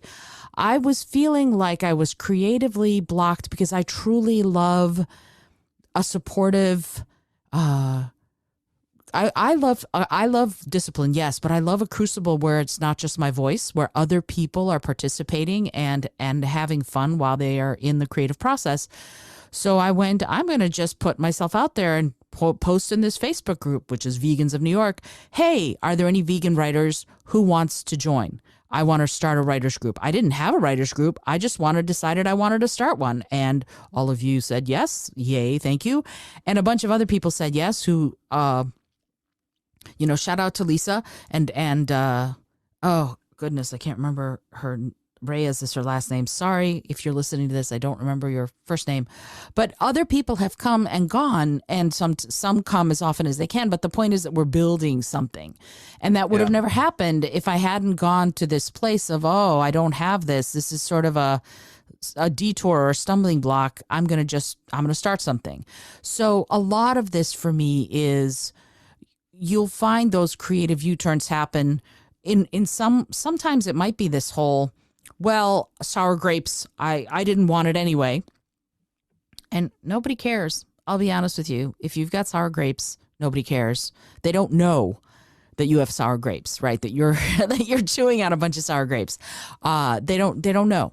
So the key here is not to me anyway, the key here is not to, well, I didn't want it anyway. The key here is to go, what can I learn from this? This didn't work. Whatever it was I was doing here did not work. Do I want to keep pursuing this thing that didn't work? If so, what do I need to change? Right? These are the kinds of questions, like you said, Alan, get curious. What are the things that I might need to do, might want to do to make it so that next time I go out for this, it works? Or if not, if I decide that thing, that a cappella group isn't for me, can I start my own? What would that take? And getting curious about that, about the new process, the new way, might be even more valuable. So to me, curiosity is a key ingredient in getting back on the right track. Megan, what are your thoughts? Yeah, I wanted to say something first about your story, especially about the writers group, because you did something that was so brave in that moment. You opened yourself up to strangers. You didn't know who any of us were, and now, because you did that, we've built a community of creatives, and also a friendship, I think, and that's Yay. It's been fantastic because you took that risk at that moment of vulnerability for you. And I think I've had many creative U-turns as well, but for me, they tend to come actually at moments of success for me. I think, like, I remember a time when I had a story published in an anthology a couple of years ago, and I hit like the biggest creative block in my life right after that story was accepted. And I don't even really know why. Like, it was just an absolute, like, I was still working through that time, but I felt so much resistance, so much anxiety. And I think I was really coming up against a lot of, I think even though I'd had this dream all of my life that I would put my work out there and that people would read it, finally achieving that, even in a small way, just really brought me up against a lot of stuff that I then just buried for a long time. And I had to work through that before I could really start to do significant work again. And I think for me, getting through it really comes down to that. It's identifying like what that internal block is, and then letting myself feel it, acknowledge it, kind of speak to it, kind of like the way Julia Cameron leads you through in the exercises, just confronting it and acknowledging it, and then letting it speak its truth, and then moving past it. And I think when I've sort of done that's when I've been able to turn a U-turn into, even if it's not a success, it's allowed me to sort of get back to work and sort of move past that blocked phase in my life. And I think when I'm able to extend myself like sympathy and compassion through that process, that's when I can sort of stop ruminating on those possibilities that I lost when I was blocked.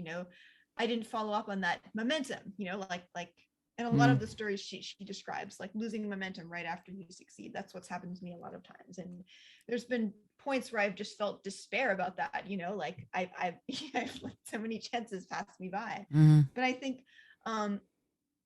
compassion means accepting that part of yourself that wasn't ready then, and allowing yourself room in that compassion to grow beyond that, to know like I wasn't ready before, but I can be ready now. Or even if I'm not ready now, I can be ready in the future. Like my present state or the past state does not have to dictate what my future state is going to be. I can do the work that will get me to that place that I want to be. And I think has been really essential for me in sort of confronting those blocks and moving past them, because I think it's always an ongoing process for most artists. It's not like you're going to go through the artist's way one time and then all of the creative blocks are just going to fall away. I think most people will probably have these things come up multiple times in life. And it's just having these tools in your back pocket and knowing that, okay, this is a point when I might need to confront this particular issue I have again. And then knowing how to adjust to that. How do you feel, Sergio? I think that was really great. I really agree with what you were saying, and my takeaway, at least from the end of what you were just saying there, was that compassion can change the trajectory and hopefully put you in the proper direction if you're suffering from a creative U-turn. I think that's really great. And what are creative U-turns? I think Megan and Isolde and Alan have talked about this, right? And explained how they feel, and I agree with them. And yeah, I think for me, it's like when you're feeling disheartened, you'll think something like Miss Cameron mentions, that everybody else is so much further ahead, and that can diminish or dismiss rather all of your efforts thus far. So I think that's a difficult thing. And have I suffered from a creative U-turn? Yes, of course, right? We all have, as Isolde mentioned before. I think for me, one that I can recall, just because we spoke about this as well a few episodes back, definitely when there was a group of people hating on my old band's music back in the day, it definitely made me go into a creative U-turn. I wanted to scrap the whole set list of songs we were working on, and I was apprehensive about putting more music out there, recording. It made me become really hesitant to record and to perform and stuff, and that was awful. And it took a while for that to change and that to shift. And I think, like Isolde said, shout out first of all to the Philosopher's Stones. Woohoo! But like she mentions, and like the Beatles say, sometimes all you need to get by is a little help from your friends, right? Absolutely. So Absolutely.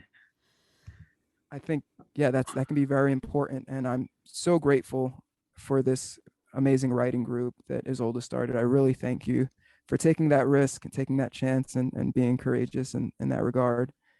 And I'm so excited to see where things continue to go for us. So yeah, I think that's really important to have that community. And also for me, what made me feel a little better, for example, or for this example that I'm speaking about as far as music and putting music out there, was being a little more disciplined, right? Was working on certain things and working on my craft and kind of defining that a little more in regards to music, and just getting better definitely helped me feel more confident and was able to assist in changing that creative U-turn, if that makes sense. No, that makes tons of perfect sense. Yeah, can I jump in here for just a sec, Alan? Is that okay? Yeah, sure. Okay, first of all, absolutely, Sergio. I am 100% behind you, especially with music, right? I have spent an hour on 2 things my fingers need to do on guitar. I've spent an hour going over the same la la la la la la la la la la la la la la la because because an interval that in a song I'm trying to learn escapes me. No matter what I do, I can't get it. I will sit there for an hour, and if it takes longer, then I'll take longer. Not because I have to do this, but because I get to, right? I get to get to the place in this song where my voice can do, I tell my voice all the time, I am the boss of you. You are not the boss of me. I get to tell my voice what to do, and it does it, right? So if it's not doing it, if it's being recalcitrant, I have to and get to work on it until it does what I want. So that's part of it. But the other part of it, and this is something that I think is really important, community is great. And if you're listening to this and you feel like you don't have community, I'm living proof that there are amazing and wonderful people, quite probably right under your nose, that you have not reached out to. And there's nothing wrong with starting your own thing, right? If you are a writer and you want to start a writing group, go on Facebook and find people in your area and see if other people are feeling the same way, who want maybe a writing group and have never, and if you want to know how to sort of facilitate starting one, get in touch with me. DM me at @IsoldaT on Instagram, and I will be happy to go through with you the kinds of things you might want to think about if you want to start a writing group. Or I used to run a salon out of my house every Friday night. All sorts of artists would come and they would offer up, like a salon from Paris in the 19th century. People would come and offer up their art, their creative things that they were working on every week, every Friday. That's what we did. And Love that. it was that's so super cool. fun. And the thing about it is that nobody said you should start this, and there was no blueprint. I just went, you know what? I want more art in my life. I want more creativity in my life. This was my solution. You might find another one, but I really want to encourage you, if you're listening to this and you're going, I can't possibly do that. You can, right? I know that I'm a bit of an egomaniac. I admit that. No problem. I have no problem with that. And I know that I tend to take the leap and then see what the bottom looks like after I'm already in the air. But honestly, start safe, right? Start with something on Facebook or on Twitter. Find people who maybe you do it virtually.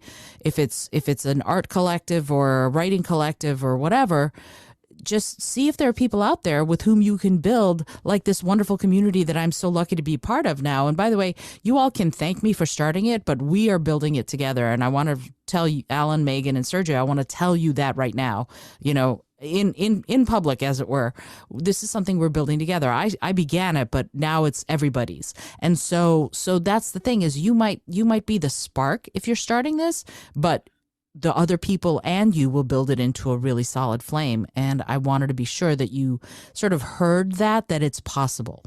Okay. Thanks, Alan. Go for it. No, it's so important to check in with the community. And I think don't undersell, and I'm not saying you are, but that's a lot what you did, just being vulnerable and putting yourself out there and starting something. But it's also something that people will admire and look to. And if you're able to do that, then you should, because people are looking for places to go. And if you don't have one, then, and you can start it, you should definitely let yourself do that, and you'll find people.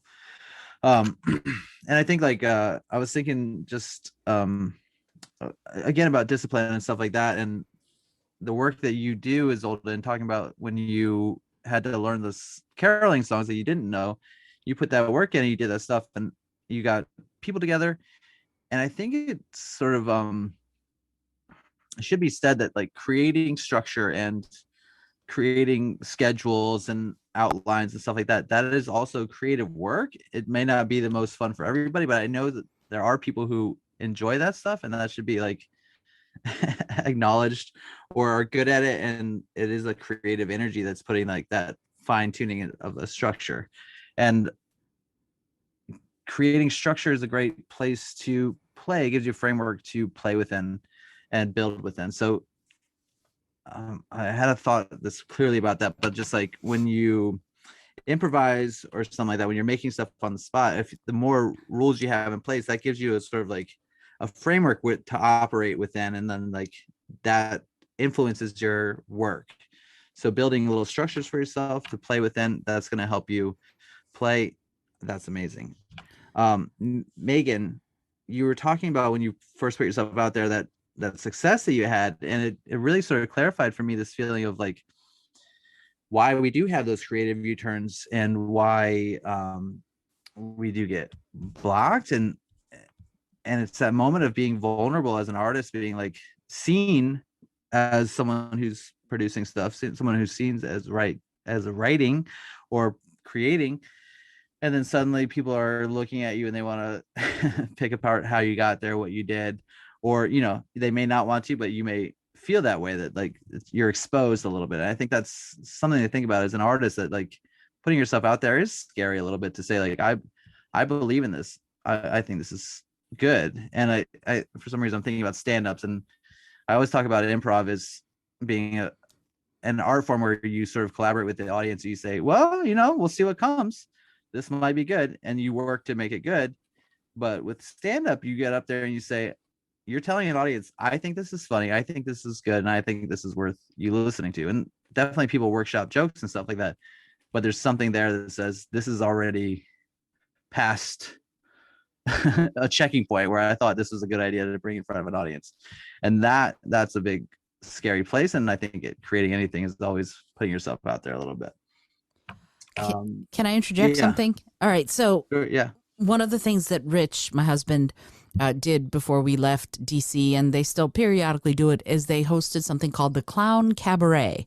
And the Clown Cabaret was, in theory, this space where people who were working on clown in its many and varied forms had worked on their new pieces, right? It was sort of a workshop in that they'd worked on their new pieces to the extent that they could no longer work on them and improve them unless they got them in front of an audience, right? So that you reach this point where I've worked it and worked it and worked it and worked it, and my cat is really sick of hearing me do this.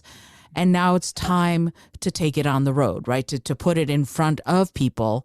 And generally speaking, I think, the thing about the Clown Cabaret audience is they were a very enthusiastic and forgiving lot, if you will. And sometimes people would put up things that were still really in need of a lot of work. Let's just call it what it is. But the point of it was that they found an audience in doing the Clown Cabaret. Shout out to them because it's super fun. But they found an audience who was enthusiastic and who was raring to see their explorations. So bear that in mind, that it is possible to find supportive, enthusiastic people who will want to support you as you explore your art. Back to you, Alan. Oh, I think that's a great point. I think if you build it, they will come, and you may not be the people you're expecting, but it'll be people who are interested in what you're doing.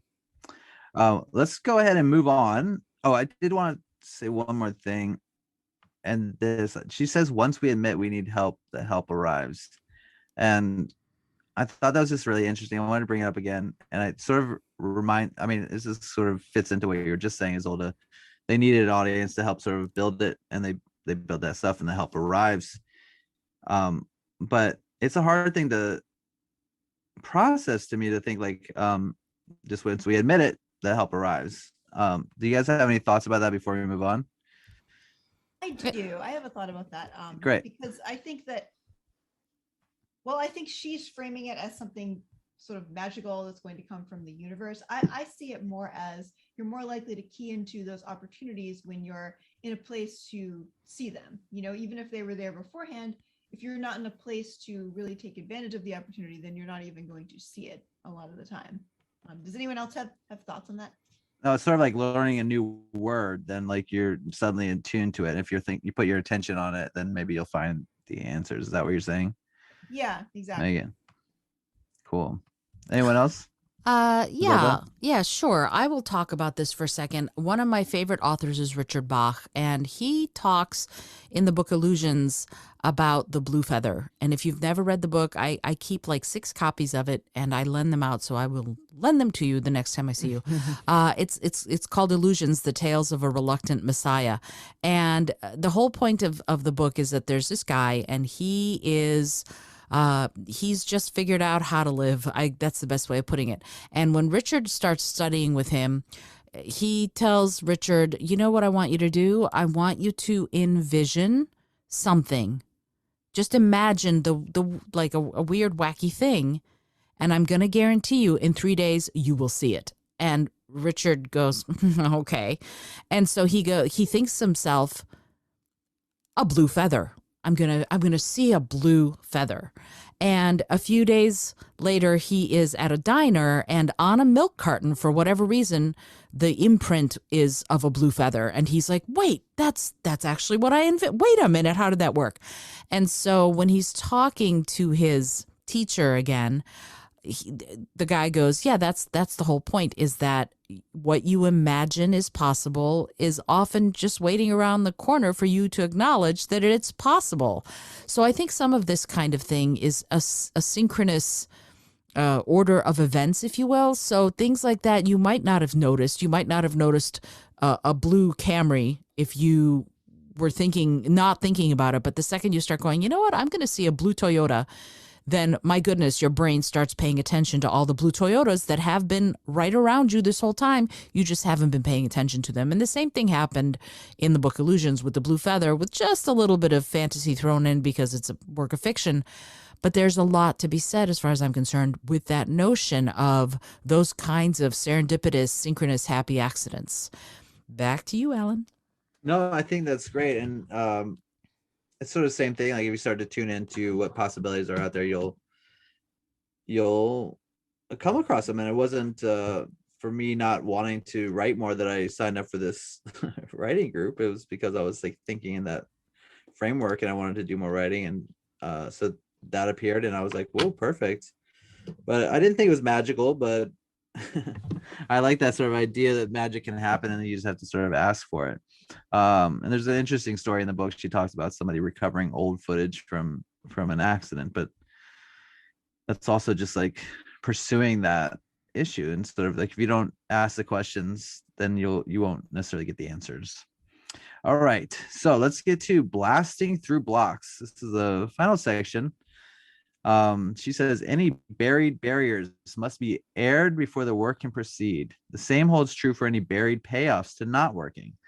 Blocks are seldom mysterious. They are indeed recognizable artistic defenses against what is perceived rightly or wrongly as a hostile environment.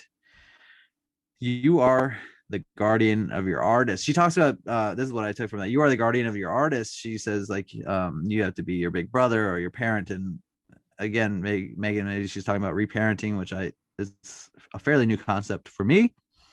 But I thought, yeah, that's a cool thing. I reframed it as like you are the guardian of your artist, which I thought is important. You have to guard that artist.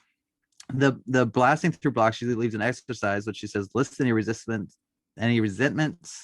anger you have in connection with the project. Ask your artist to list any and all fears about the projected piece of work and or anyone connected to it. And then ask yourself if that is all. Is there more that you need to explore? She says, ask yourself what you stand to gain by not doing this project and then make your deal. And the deal is, she says, okay, creative force, you take care of the quality. I'll take care of the quantity.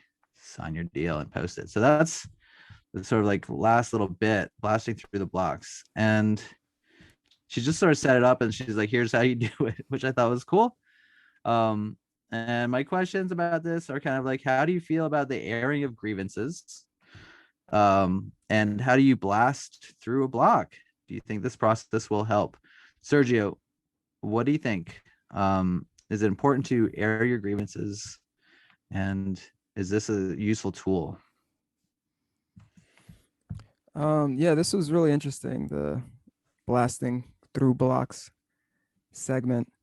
Part of it to me felt like she was saying that to be an artist is almost like becoming a Jedi in a way, right? She's like, it is becoming a Jedi. What do you mean almost like? Yeah, we're tapping into the force, aren't we? The magical force. I'm just clarifying. I'm just confirming for anyone else who's still wondering, right? She says that you must be free of resentment or anger and free of resistance or fear, lest we end up on the dark side, right? We know what anger and fear lead to. Ooh. And anger, fear, and hate. Absolutely. And yeah, for me, I think it can be hard to let go of those things, at least fear, especially for me. And I'm not sure if I can speak of a way that I can say that this is how you should blast through a block if that happens, or try to. And I do think that it's important airing grievances and right. I'm just saying how hard it can be for me to let go. So I think that's important too, but it's something I'm still working on. Definitely. Did you try to do the exercise? Oh, right. Yeah. You don't have to read it, but did you do it? Yeah, I did do it. I think number 4 was the one out of the ask yourself what you stand to gain by not doing this project. Yeah, I think that's the one that stood out to me the most, right? If I don't write the piece, no one can hate it. If I don't write the piece, Yeah. my jerk editor will work or whatever. That Mm. for me, excuse me, I don't mean to just dismiss it or say whatever, but that for me, I feel like we talked about that before, just roots back or goes back to the fear of failure. Oh yeah. Okay. Yeah, did you have more or I think Sergio? that's it for me at the moment. Megan, how are you feeling about this? I thought this was a really fascinating process. I was a little bit nervous going into it, actually. Like, it was bringing up some stuff for me. But the way she defined blocks as falling almost into two camps, like resentment and fear, that really resonated with me, because she also had um the task where you actually go back and review your morning pages, and I did that. Mm, And I've been following the rules. I haven't been going back and looking at them.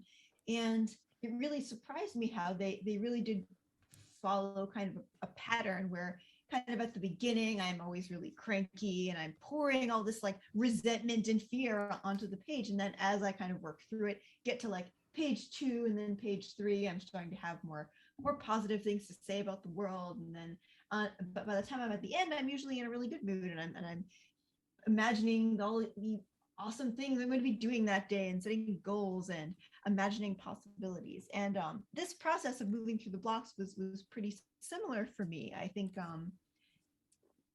yeah, as I was kind of working through it, like with my current project, I wouldn't say I'm blocked with that project, but as I've been going through this, transition in my life, it's been hard to be as focused on it as I want to be. And it did really help me see that a lot of the excuses I've been making for both not working at it as hard as I want to be working on it, and the feeling of resistance around feeling bad about that, like, oh, I'm feeling bad about that, I'm not being nice enough to myself, and that's why I'm starting to feel resistance. Both of those feelings, it helped me recognize those things, and then kind of once I acknowledged it, I could start to move past it a little bit. And it did make the work a little bit easier. And yeah, so it was kind of a powerful process for me. How did you feel about it, Isolda? Okay. So it's a little tough for me. This exercise, I tried to do it, but I've been doing so much thinking about Ukraine and living in a war zone when I was a kid that I'm like, yeah, no, I'm not. I don't resent the people who have not been supportive. They've got their own shit they're going through. I don't know. I feel like this whole thing, I was, looking at it and kind of going, oh, somebody else was better than I was. Okay, then I can go work on things to make myself better the next time.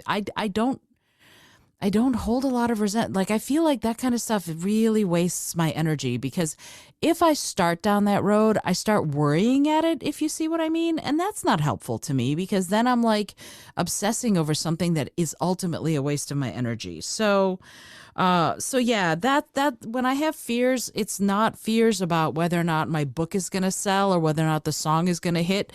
It's are there animals being tortured? So I look at that stuff, and every time I try to do something around my resentment about not being more successful or not finishing this project or that project, there is a huge part of me that goes, okay, put things in perspective for yourself. You're here to do the work. You're here to make the art. You're here to help as many people as you can. Do that. So that's kind of where I went with it, honestly. As far as how do I change it? I do this. I start small and I get going. That's it. It's like that doesn't. Most of these things can be broken down into step 1, step 1A, step 1AA, step 1AAA, and then step 1AAB. Right. So I break things down, and I take them slowly, and I do a little bit as much as possible. But then if it's a really big thing, like if I need to go, I'm going to submit things to be minted for NFTs, which I've never done before, and I'm a new artist in this way, and who the hell knows what's going to happen. I ask myself a really serious question, and I sit down and I meditate on this. I say, what's the worst that could happen, and not sort of globalized, world blowing up, but really, what is the worst that can happen? The worst that can happen if I do this is I've spent a little bit of time getting our images prepared in the sort of way they needed them to be submitted. And the worst that could happen is they don't sell. Yeah, okay, they didn't sell. So if they don't sell, that's cool. Why? Because now I have gone at least partially through the process of minting NFTs. And if I want to do it again, I will be able to, right? So I've learned something. So that's the thing for me, is that I always, if I'm scared of doing something, which admittedly I'm not scared of too much, but if I am scared, I ask myself, what's the worst that could happen? Like, I remember I think I've talked about this, for my 43rd birthday, we were down in Key West, and I said to Rich, I want to go skydiving. And he sort of went, okay, we'll go skydiving. And I'm kind of a control freak, I admit that. And so what was interesting about this is that as we were going up in the plane, going up to 10,000 feet so we could jump out of a perfectly good airplane, this airplane was, they were great people, terrific. They knew their stuff, blah, blah, blah. But you could see through the rusted cracks in the bottom of the airplane, you could see the ground below you, right? It was that kind of an airplane. And so it wasn't like pristine. It wasn't none of that. And so I'm sitting there, I'm going, we're climbing to 10,000 feet and I'm about to jump out. Do these people know what they're doing? What did I just do? And so I had to sort of come to terms with the fact that I was making this decision, that I was going to jump out of a perfectly good airplane. That's what they say when you're going skydiving. What are you doing jumping out of a perfectly good airplane? So I had to take myself in hand and go, this is something you're choosing to do, right? No one else is to blame here. It's you who are choosing this. Put your big girl underpants on and step up and say that you are the one who's choosing this. And what's the worst that could happen? The chute doesn't open, the line gets, twisted, and you die. That is the possibility. You are choosing this. Get at peace with your choices. And so that's what I do. I sort of, if I need to take a leap, I ask myself what the worst that could happen is, and then I get to a sense of peace with whatever choices I'm making. That's how I do it. Back to you, Alan. Isolde, I love that. And I think that's a great system for you. And I think it's important to recognize that not every tool in this book is going to be useful for every artist. For sure. And I want to remind the listener that Isolde, this is your third time through this. Yep. And so you've definitely developed a lot of things that work for you. I've seen you incorporate a lot of the stuff that's in this book already in your in the language you use, and it's amazing. And I think great, you don't have this resentment, you don't have these anger and stuff like that. And but I think for me it was a useful tool, and to sort of making a discovery that I've been sort of processing over this time. And I also want to point out just one more thing as old as I just want to remind I don't know if this is a reminder, but I just remember that in the beginning when we started this, or right before we started this, you were having difficulty with this idea of yourself as an artist, and now you're yelling it into the ether. I'm an artist, goddamn! This is what I do. And it's funny because I always thought you were an artist, and I think you were always an artist, but there was something that you were stuck with, and now you've regained that sense, and it's interesting to see how you've this is how I exist now. It's no doubts, no thing. It's not that you don't have any doubts or anything, but no. Yeah. I agree with you. And the thing about it is that a lot of what this is, a lot of what this book does is it gives you some practical, physical things you can do to make some monumental shifts, right? And the shifts are mental, they're emotional, they're psychological, they're not physical shifts. Like if you put pen to paper, you've done something physical. But if you change your mindset from one that is, oh, I'm not an artist, to one that is, hell yeah, I'm an artist, then that's the revolution. That's the evolution. And to me, absolutely, that's the important part of it. No, definitely. I want to point that out because I think it's so important to think about how far we've come. And even if we have resistance to some of these things, we're still doing work on other angles and other aspects of this book, and Sure. it's so important. And so blasting through the blocks, it was something I've been thinking about, and something I wasn't necessarily thinking about talking about, but it said list any resentments, anger you may have in connection with this project. And I just tried to write these as I came up, and I said I resent needing other people to help fine tune my voice. And I said, I don't know that I trust other people, which was not something I thought about myself. I think I'm a very trusting person, but I have been processing, I got at a theater company once I graduated out of college. I started this theater company with some other friends of mine. And eventually, after I was directing my last show there, I was kicked out of that theater company.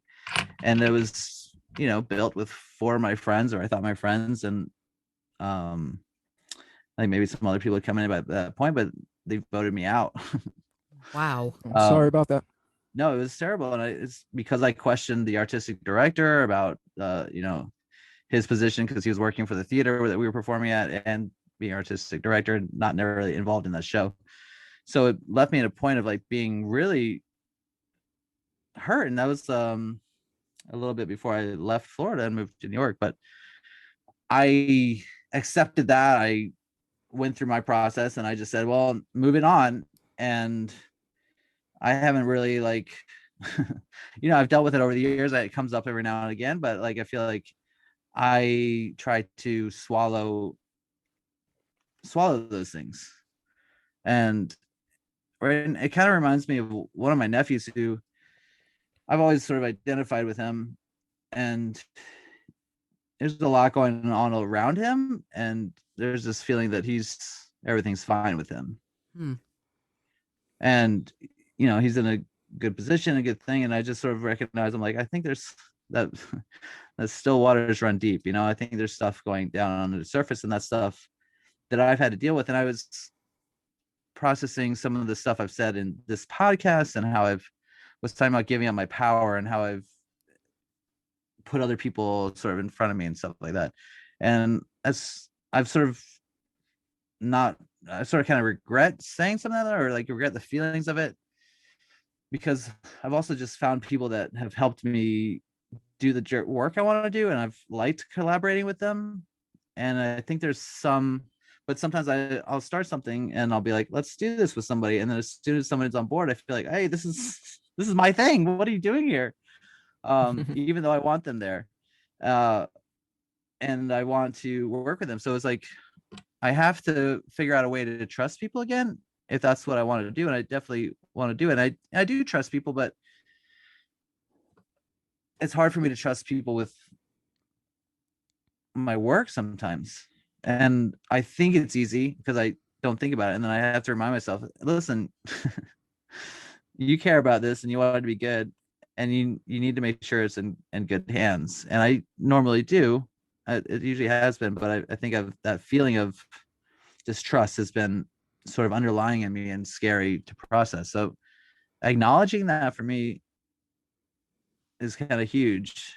And I've done my best to forgive everyone involved and know that they were just doing what their shit was, but that hurt me. It was shitty, and it wasn't right. And you fucking stole my theater from me. That sounds awful, man. I'm sorry about that. No, it's all right. Fuck those guys. But good luck to everybody. Good luck. No. I have a lot of anger about that, and I haven't. I try to swallow it. I was angry, and I try to get over it. I've seen shows and stuff like that. But I'm sorry. I just had a little. No, don't apologize. Do not be sorry. That please. This is the thing that honestly, Alan, I am so grateful that you shared that, because it's vulnerable is a small word for what you just did. It's a teeny tiny ineffective word for what you just did. I appreciate you saying what you said so much, because you are not the only artists to whom that's happened and acknowledging that it has happened to you, you've just helped a lot of people who've been wandering around this planet going, why do I feel like this? I don't know. And you just unpacked something that's really powerful, that I'm really grateful that you talk about courage, right? I mean, wow. Yeah, definitely. Wow. I mean, well, yeah, I appreciate. Doesn't take that much courage to trash people on. No, that's the thing. No. But it's not I'm just not trashing them. Vulnerable, right? No, it's not. Yeah. I didn't feel like you were trashing them. I really honestly felt like these are your feelings. You started the theater company and it got stolen from you, and that frickin' sucks. That's it. It has nothing to do with them. It has to do with you and your process. And Yeah, that's it. And I for one stand right behind you on that. I agree with you completely. That it's no. Thank years old. No, that's so funny. No, it's true. No, I agree with once. you. No, I for one, not I for once. I for one. I for one stand behind you. All right. No.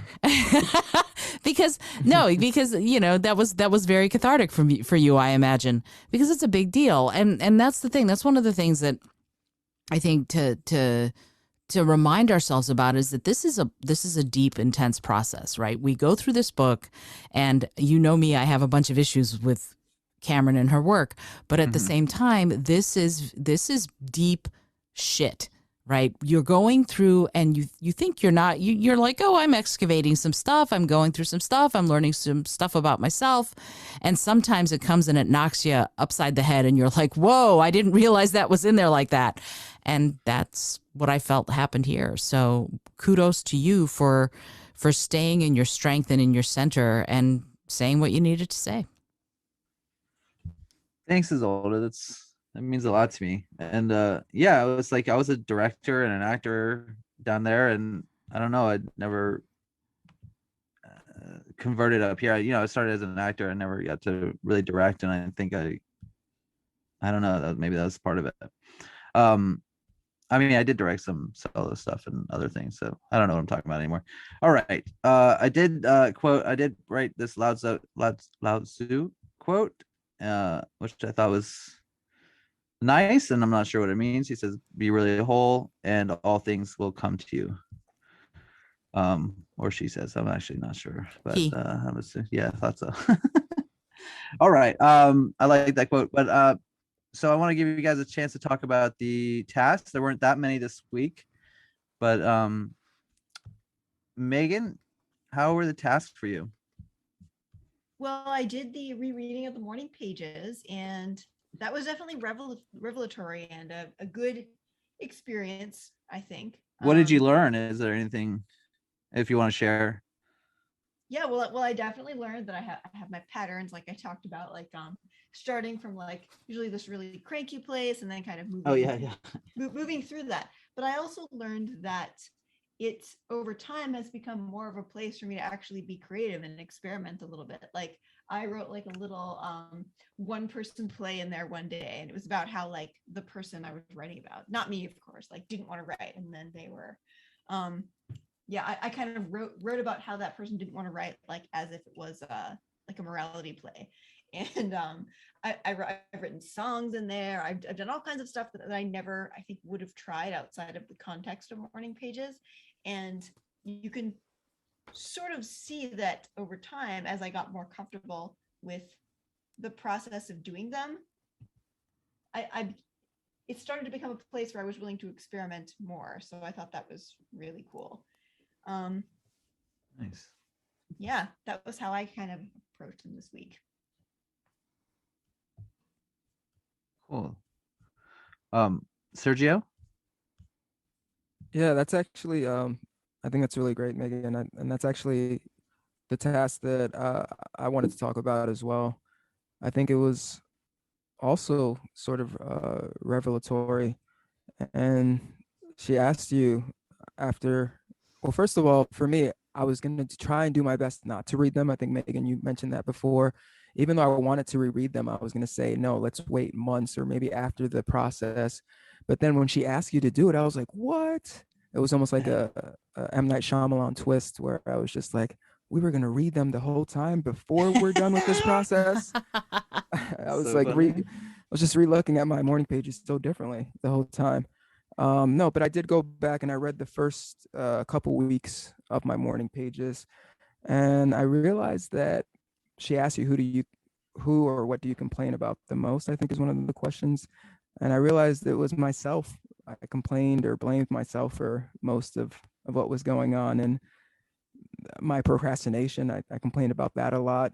And she also asked about changes, though. What changes have you seen or have happened uh, during this process and with your morning pages? And I do feel that I've tried to be more grateful for things I've already accomplished and try to use that to motivate me to accomplish more. And I think just in general, I've been trying to be more present. So I think my morning pages has helped with that in that regard as well. And not just mental changes for me. I think there's been some physical changes that came out of my morning pages. So I have this yoga workout kind of meditation routine that I do, and I had stopped doing it a couple months back for a while. And in my morning pages at one point, it was kind of like, hey, Serge, maybe you should try doing that. Um, because I've been lacking energy in certain areas, in certain situations or certain days, just weeks rather, that are really long and exhausting. And so I try to do that again and not just do it like here and there, trying to do it every day. And it's definitely given me more energy. And I'm grateful for that. And also the other day while I was doing this routine, I this idea for a project kind of came to me for this short story that I wrote a long time ago. This kind of way to display this short story, or kind of a way to display this for an audience. Um, and it's really cool. And I'd love to talk more about that with the crew when we're off of the podcast and get your ideas on that. But yeah, that was really cool, and that happened during this exercise slash stretching meditation kind of routine. So I'm grateful for my morning pages for that. So yeah. Yay. That's awesome, Sergio. I'm glad that they brought you back to what you wanted to do. That's cool. Thank Isolda, you. how were the tasks for you? They were good. I mean, reading my morning pages, I keep the best, lose the rest. So I've been reading my morning pages this whole time. Not rereading, but I have this system where I make little, like an asterisk if it's an idea I have for a new project. If it's a to-do item, I put a little hashtag. So I go through and I find those things. Oh, I want to remember this. This is a realization. So I won't go through and I reread the whole thing. I'll reread the parts that I've marked for myself because they'll be useful to me. So I feel, again, keep the best, lose the rest. So I've been reading my morning pages bit by bit the whole time. The goal I thought was really cool because I love stating things as if they already are. That's why I love affirmations so much. So I had a lot of fun coming out with my goal and enjoyed the heck out of that. And then Is that the visualizing one? The visualize, yeah. Basically do it in the present tense, visualize what you are, and oh yeah. I enjoy doing that and did it, and it's long. Big surprise that mine is long.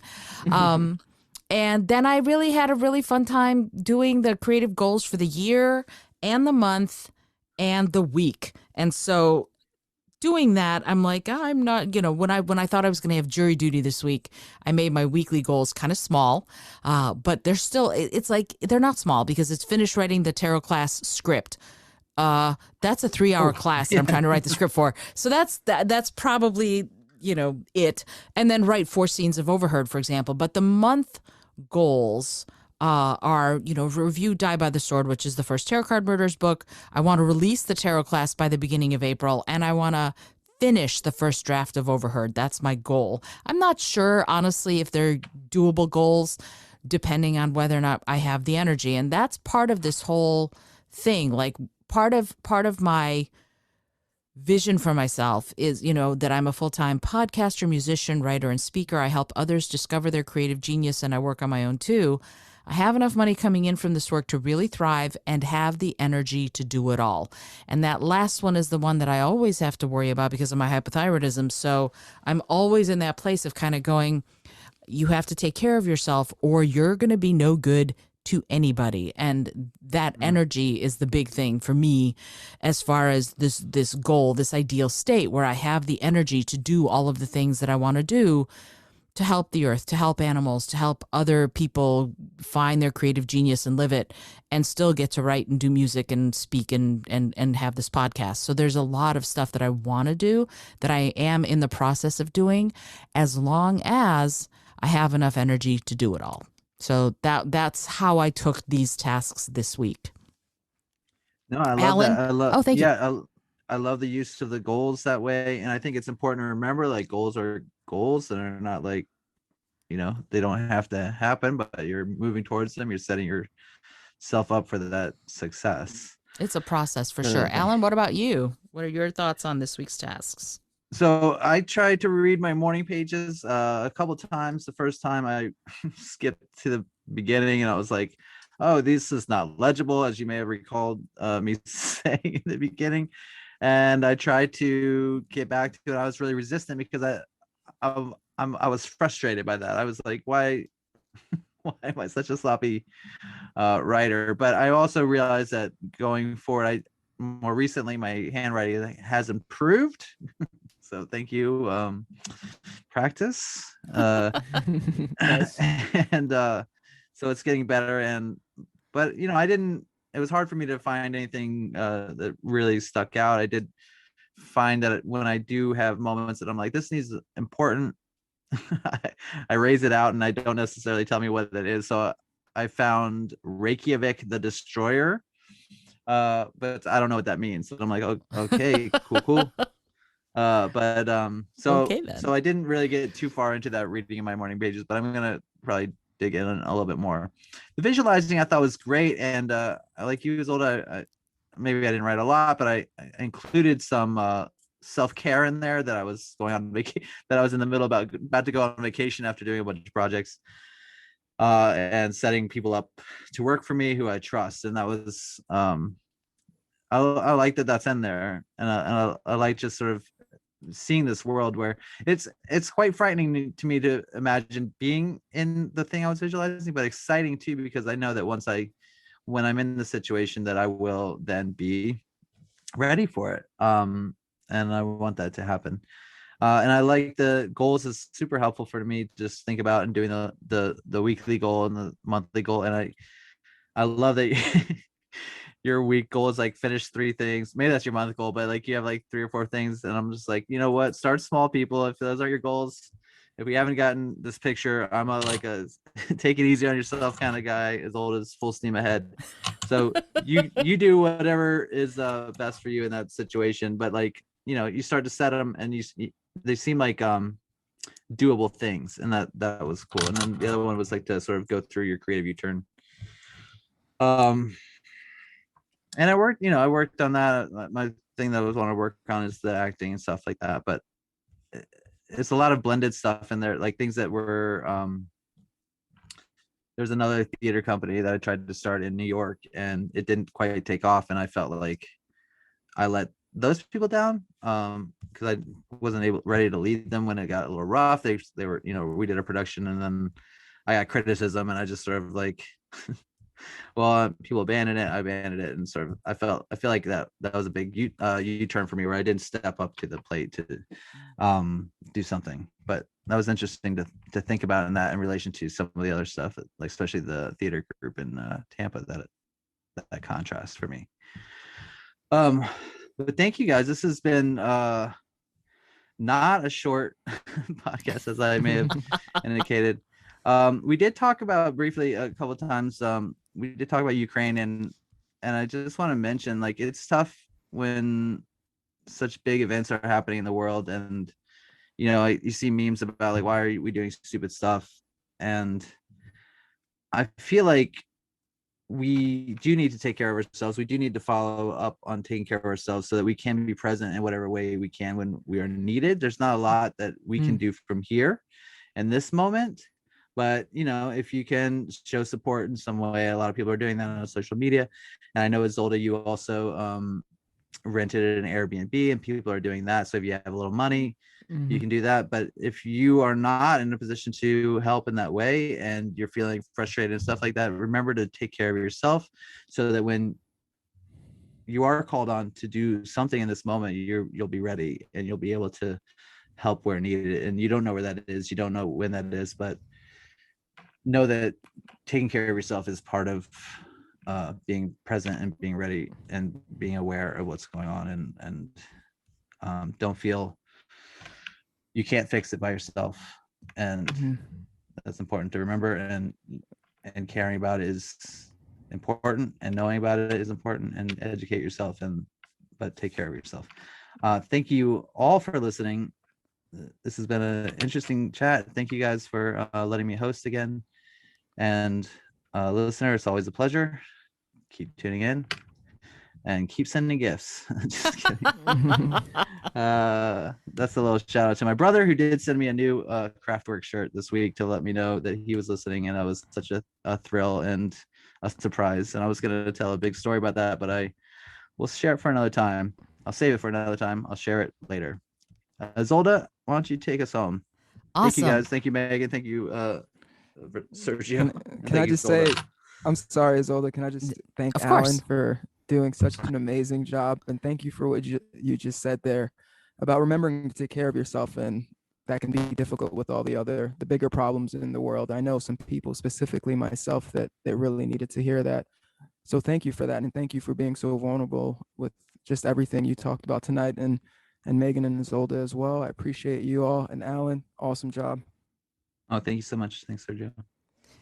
Awesome. All right, cool. Or as Jake says, cool. So Cool. that's right. I want to echo what Sergio said. Alan, thank you so much for hosting and doing such an amazing job and sharing some really vulnerable, tender parts of yourself. I appreciate that so much. Megan and Sergio, as always, all three of you are amazing, and I'm super grateful that you are taking the time to do this. I do want to say something about doing the Artist's Way project at a time when there is all this upheaval. If you need to and want to be involved in some way in the effort in Ukraine, make art around it.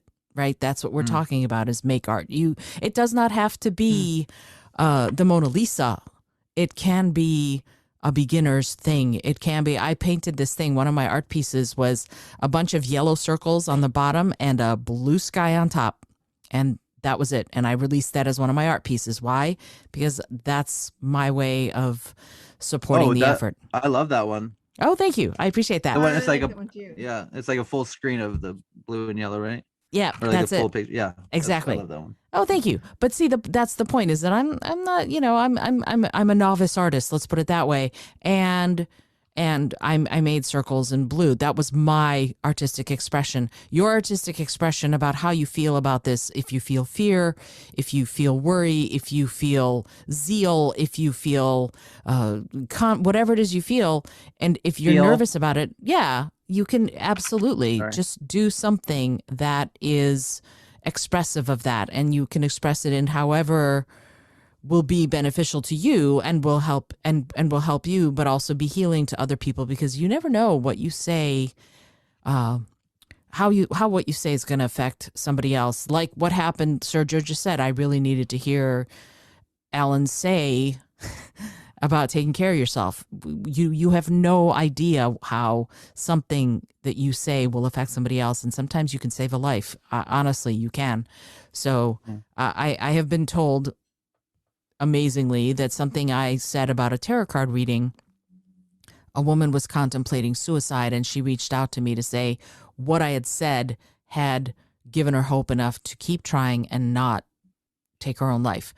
I had no thought in my head that something like that was even possible, but it can happen. So you never know that, you know, how what you're doing will make an impact somewhere around the world. So I wanted to say that. I also want to say, oh yeah, for sure.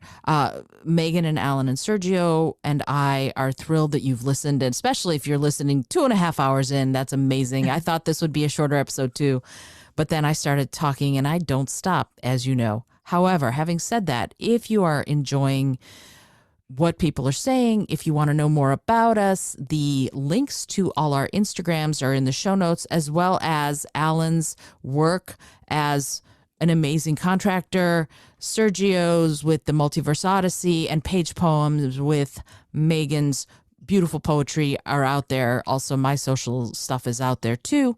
You can find out more about what we're doing. We are going to be back next week, and we're going to be talking about recovering a sense of self-protection, which is week 10 in the process. And I'm super excited to take that one on too. We'll try it for next week. Come back every Tuesday. By the way, it's not too late. You can come on back to the very beginning and start it whenever you're ready to start it, because the episodes are there. Every Tuesday, starting back 12 weeks ago or whatever, we started this process, and the beginning of January, whatever that was, and you can start now and listen and work along with us as we go through this, so that you can go through the process and rediscover your own creative genius, which I think is awesome. If you like what you're hearing, do me a favor. Leave a review. I would love it if you would leave a review on either Apple Podcasts or send a few stars the podcast's way on Spotify. Those are two places where you can let us know what you're thinking about as far as this podcast and the process that we're all going through, and hopefully you're going through too, to come out the other side a beautiful, amazing, incredible working artist. Until next time, on behalf of Alan, Megan, and Sergio, this is Isolde Trachtenberg for the Innovative Mindset Podcast, reminding you to be bold, be creative, and most of all, be kind.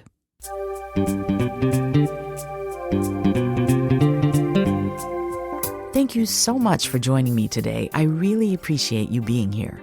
Please subscribe to the podcast if you're new, and it would mean the world to me if you told a friend about it. Today's episode was produced by Isolde Trachtenberg and is copyright 2022. As always, please remember this is for educational and entertainment purposes only. Past performance does not guarantee future results, although we can always hope. Until next time, remember to be bold, be creative, and most of all, be kind.